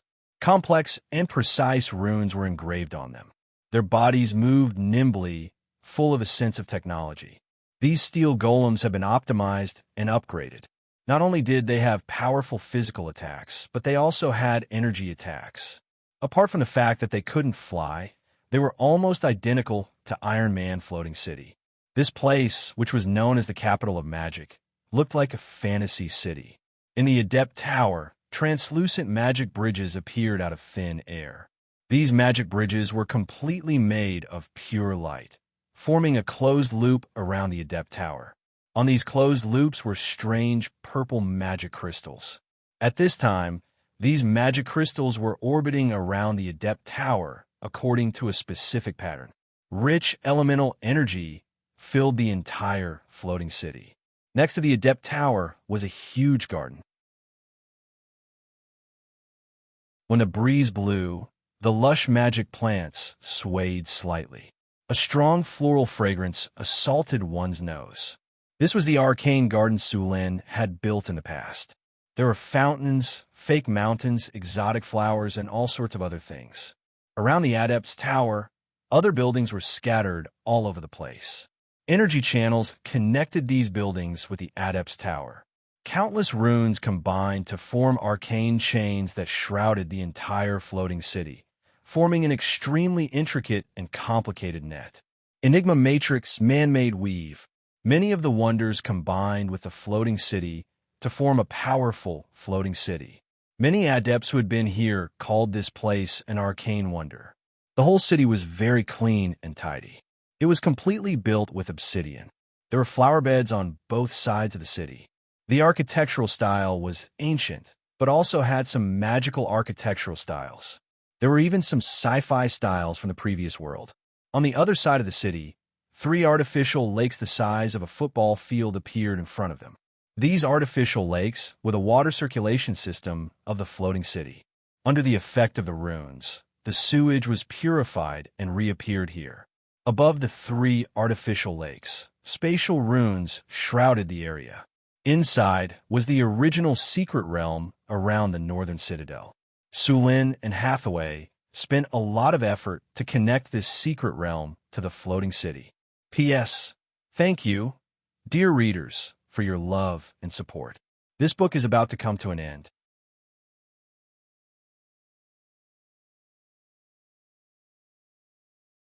Chapter 683.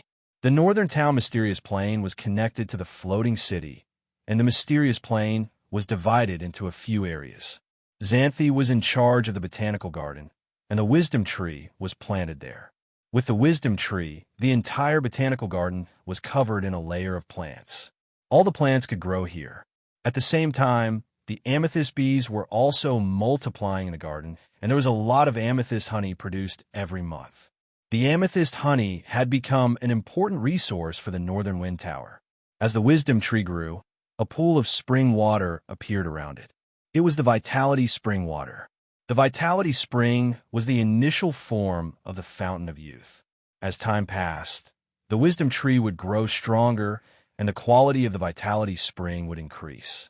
When the wisdom tree grew into an ancient tree, the vitality spring would become the fountain of youth. Of course, this was not the end. The ancient tree would continue to grow. When it evolved into a tree of life, it would produce the fountain of life. Not only could it increase one's lifespan by 1,000 years, but it could also strengthen one's body. Every time such a treasure appeared, people would fight over it. With the wisdom tree, the taste of some of the magic fruits in the botanical garden had also improved. It could be said that the wisdom tree had directly improved the environment and production of magic fruits in the botanical garden by a large margin. The other part of the mysterious plain was the ecological garden. The ecological garden was very large. After all, it had completely merged with another mysterious plain. Sulin and Hathaway had paid a great price to merge the mysterious plain that sealed the abomination. They had also modified the wizard tower, which became the control center of the ecological garden. This adept tower could adjust the environment and climate of the ecological garden. It could monitor the entire ecological garden at any time and place. A large number of creatures were kept in captivity in the ecological garden, including dinosaurs, wyverns, violent beasts, magical beasts, radiation aberrations, and so on. There were dozens of species and hundreds of different creatures. The floating city already had its first batch of residents. They were the wizards from the Northern Wind Academy. The floating city was designed to accommodate 50,000 to 100,000 people. Sulin planned to take his time to choose. Of course, in addition to the ordinary people, he also had to bring his kin, such as Duergar, drows, half-elves, centaurs, and other races. After all, the total population of these races was not large. On the other side of the floating city, there was a magnificent marble palace, and there was a tall, triumphal arch in the square in front of the palace. There were many reliefs carved on the triumphal arch, and there were also many statues in front of the palace behind it. These statues had a power similar to divine power. This was the power of faith, which was different from divine power. The power of faith was a very pure power, and standing nearby, one could feel the unyielding faith. These statues were the statues of all the people who had sacrificed themselves since the founding of the city. The stronger ones were at the third or fourth stage, while the weaker ones were only at the first stage. This was a place where only the brave martyrs could enter. There weren't many statues in the hall at the moment, so the heroic spirits that entered would be revived in the martyr's palace. The strength of a heroic spirit was related to the amount of power of faith. This was one of the reasons why Sulin had to recruit so many ordinary people. Another reason was to increase the number of newborns with adept potential. There was an arcane garden in the floating city. The arcane garden had a special property that could increase the percentage of newborns with adept potential. If it weren't for the fact that the floating city could only hold a limited number of people, Sulin would have wanted to hold hundreds of thousands of people. In a few years, the floating city would have a large number of newborns with wizard potential, which would be very helpful in increasing the overall strength of the floating city. Above the square, a dazzling ball of light floated in the air. It was a golden sun. Of course, it was not a real sun, but an artificial one. It was a legendary magic creation, made by Hathaway using a large number of rare materials and a star core. This artificial sun was emitting a golden halo, surrounded by a circle of golden runes. The sun was not dazzling, but it was very gentle. However, no one dared to underestimate this sun. There is a huge amount of energy sealed in this sun that made one's heart palpitate. If all of it was released, it would not be any weaker than an elemental fusion furnace explosion. Corona. Elemental fusion star core. Legendary creation. Behind this sun was a hidden space in which there was a silver plate-like moon. At this time, the moon did not appear in this space, but was hidden. Moonstar. Eye of the Weave. Legendary creation. The moonstar was connected to the weave, which was a very important energy hub. The corona was also connected to the man-made weave, and the two artificial stars could borrow the power of the weave. There were also hundreds and thousands of light spots of various sizes hidden in the sky. These light spots only lit up at night and were the stars of the floating city. These stars were actually all nodes of the man-made weave. The weave was crisscrossed with a large number of energy nodes. These energy nodes have been transformed into stars by Hathaway, and together with the corona and moonstar, they formed the sky of the floating city. This sky was not for show, but was a battle system of the floating city. The corona and moonstar revolve around each other, which could mobilize the power of the weave. The weave was originally upgraded with the Enigma, so naturally it also had the power of the Enigma. These suns, moons, and stars were the means of attack of the man-made weave. Countless stars, suns, and moons formed an extremely complex network. It was like an incomparably intricate runic array. Under the control of the astrology platform, it could attack the outside world with the power of a level 10 spell. After continuous optimization, this man-made weave's attack power could reach the level of level 11 at most. Of course, in addition to attacking, this system was also a huge defensive construct. All kinds of energy linked together, and after activation, it could envelop the entire city. The defensive power of the energy barrier was very strong, and it could withstand a full-strength attack of the floating city.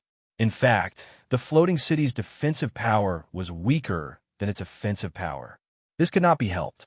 Current magical research and technological research had not found a sufficiently strong defensive measure. Therefore, the main body of the floating city was extremely hard. All the buildings were made of obsidian, which had high magic resistance and strong physical defense. At the same time, the obsidian was hardened. After this operation, the main body of the floating city was strong enough to withstand an attack of that level.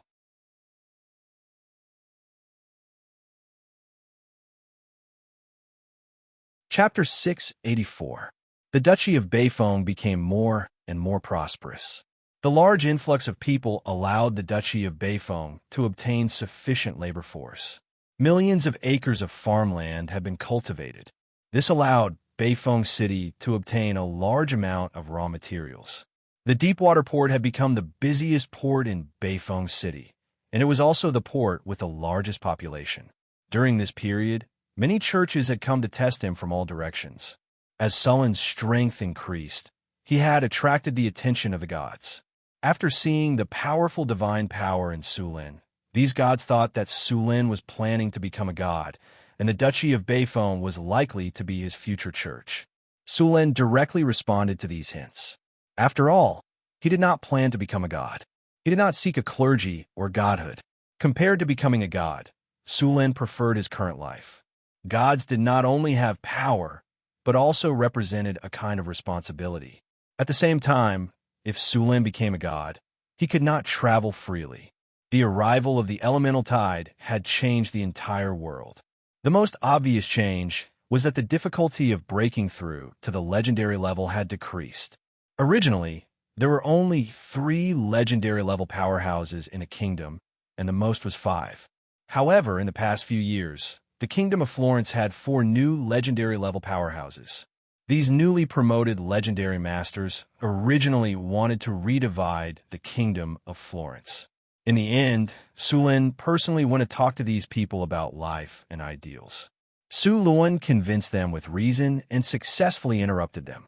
He crossed out the word ba, which moved these people and made them fully realize their mistakes.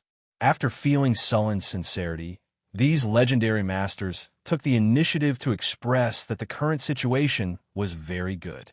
They would absolutely support the rule of His Majesty Sulin and Her Majesty Queen Phyllis. Having a duchy and a kingdom was enough to support Sulin's floating city. The surging elemental energy quickly gathered, and the whole floating city rose again. After some repairs, Sulin and Hathaway controlled the floating city to rise again. Their goal this time was to head to the astral boundary. Bringing the entire floating space city into the astral plane consumed an astonishing amount of energy. The elemental fusion furnace was operating at full capacity, and an unimaginable amount of elemental energy gushed out. A large amount of elemental energy was consumed, and even the elemental energy in the surrounding space was extracted in large quantities. A small elemental tide appeared here. On the astrology platform, a dazzling spiritual light shot up into the sky. The spiritual light tore through the sky, and a powerful soul fluctuation was transmitted.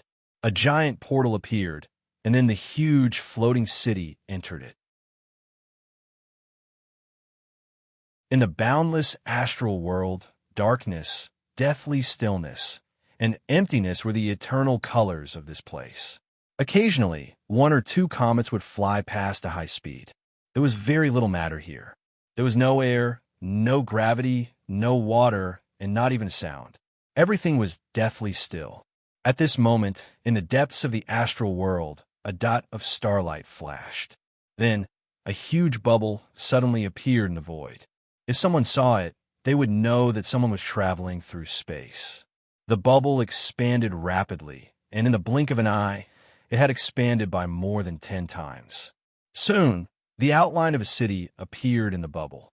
Accompanied by a flash of spiritual light, the bubble slowly disappeared, and a huge city appeared in front of them. It was Sulin's floating space city. Although this floating space city was very large in the material plane, it was as inconspicuous as a speck of dust in the astral world. Is this the astral world? Alex, who had come to the astral world for the first time, looked outside curiously. It's not that great. It doesn't feel as beautiful as the material plane, but there's so much source energy here. I feel like my spellcasting ability has directly increased by a level. That's natural. Source energy can be directly integrated into the soul, Sulin explained. It's good, but it's too dark around here, Alex said. Sulin smiled slightly. The astral world has always been like this. Don't think that the astral world is empty, dark, and deathly still. There are still many creatures living in the astral world, such as the astral whale, Githian, evil god, abomination, or other astral world travelers. It's still very dangerous here. Many ancient dragons that can't live in the prime material plane will also move their lairs to the astral world. In addition, there are space-time storms, spatial cracks, and so on. So, be careful in the astral world, Sulin said to them. Hathaway stood on the astrology platform and observed the surrounding astral world through the large star finder on the astrology platform. This thing was specially built by Hathaway for the floating space city to travel in the astral world. The star finder could observe all kinds of energy and matter in the astral world. It could be used for warning and detection, and, at the same time, it could be used to find planes. Next to the star finder was a three-dimensional virtual imaging system, and on it was a star map of the astral world around the floating space city. This star map had just been created, and there was only the surrounding information. As a newbie who had just entered the astral world, there was no star map, so they could only draw it themselves. Sulin was now a little regretful that he didn't meet an astral merchant and buy a star map from them. As merchants who traveled in various planes all year round, astral merchants had the most accurate star maps. Although it was impossible for them to take out the most accurate star maps to trade, it was much better to have a rough star map than now. Hathaway kept using the star finder to observe the astral world and recorded the coordinates of the astral world on the star map. Next to the star map, a bright spot appeared, which was the newly recorded coordinates of the astral world. Astral world travel often used astral world coordinates for ultra-long distance teleportation. Because of the scarcity of materials in the astral world, it was very easy to use teleportation spells. With the help of astral world coordinates, it was easy to use teleportation spells and cross hundreds of millions of kilometers in a very short time. There were even special stargates that could teleport even further. After entering the astral world, the entire floating space city was in a closed state. A powerful energy barrier enveloped the entire floating space city. In order to make the people in the city live closer to the material plane, this barrier would show the scene of the sky. Of course, this was all an illusion. The original corona and the lunar star also represented the sun and the moon, respectively. With them, the entire floating space city had a day and night division, and the living environment was very similar to the main material plane. Now that the floating space city is completed, there's nothing important to do next. After a while, let's go to the surrounding star region, Sulen said with a smile. That's for sure. I also want to go to other material planes to have a look. Maybe I can find some things left by the Arcane Kingdom, Hathaway said. Then our next goal is to find the Arcane Kingdom, Sulen said aloud. Agreed. Into the book that you're tuning in to the Romance Rendezvous YouTube channel. We're so grateful for your support, and don't forget to subscribe to join us on this incredible journey through captivating stories. Your generosity through donations truly makes a world of difference, as it's the primary source of revenue that allows me to expand and enhance this channel for you. Thank you from the bottom of my heart for being a part of this adventure.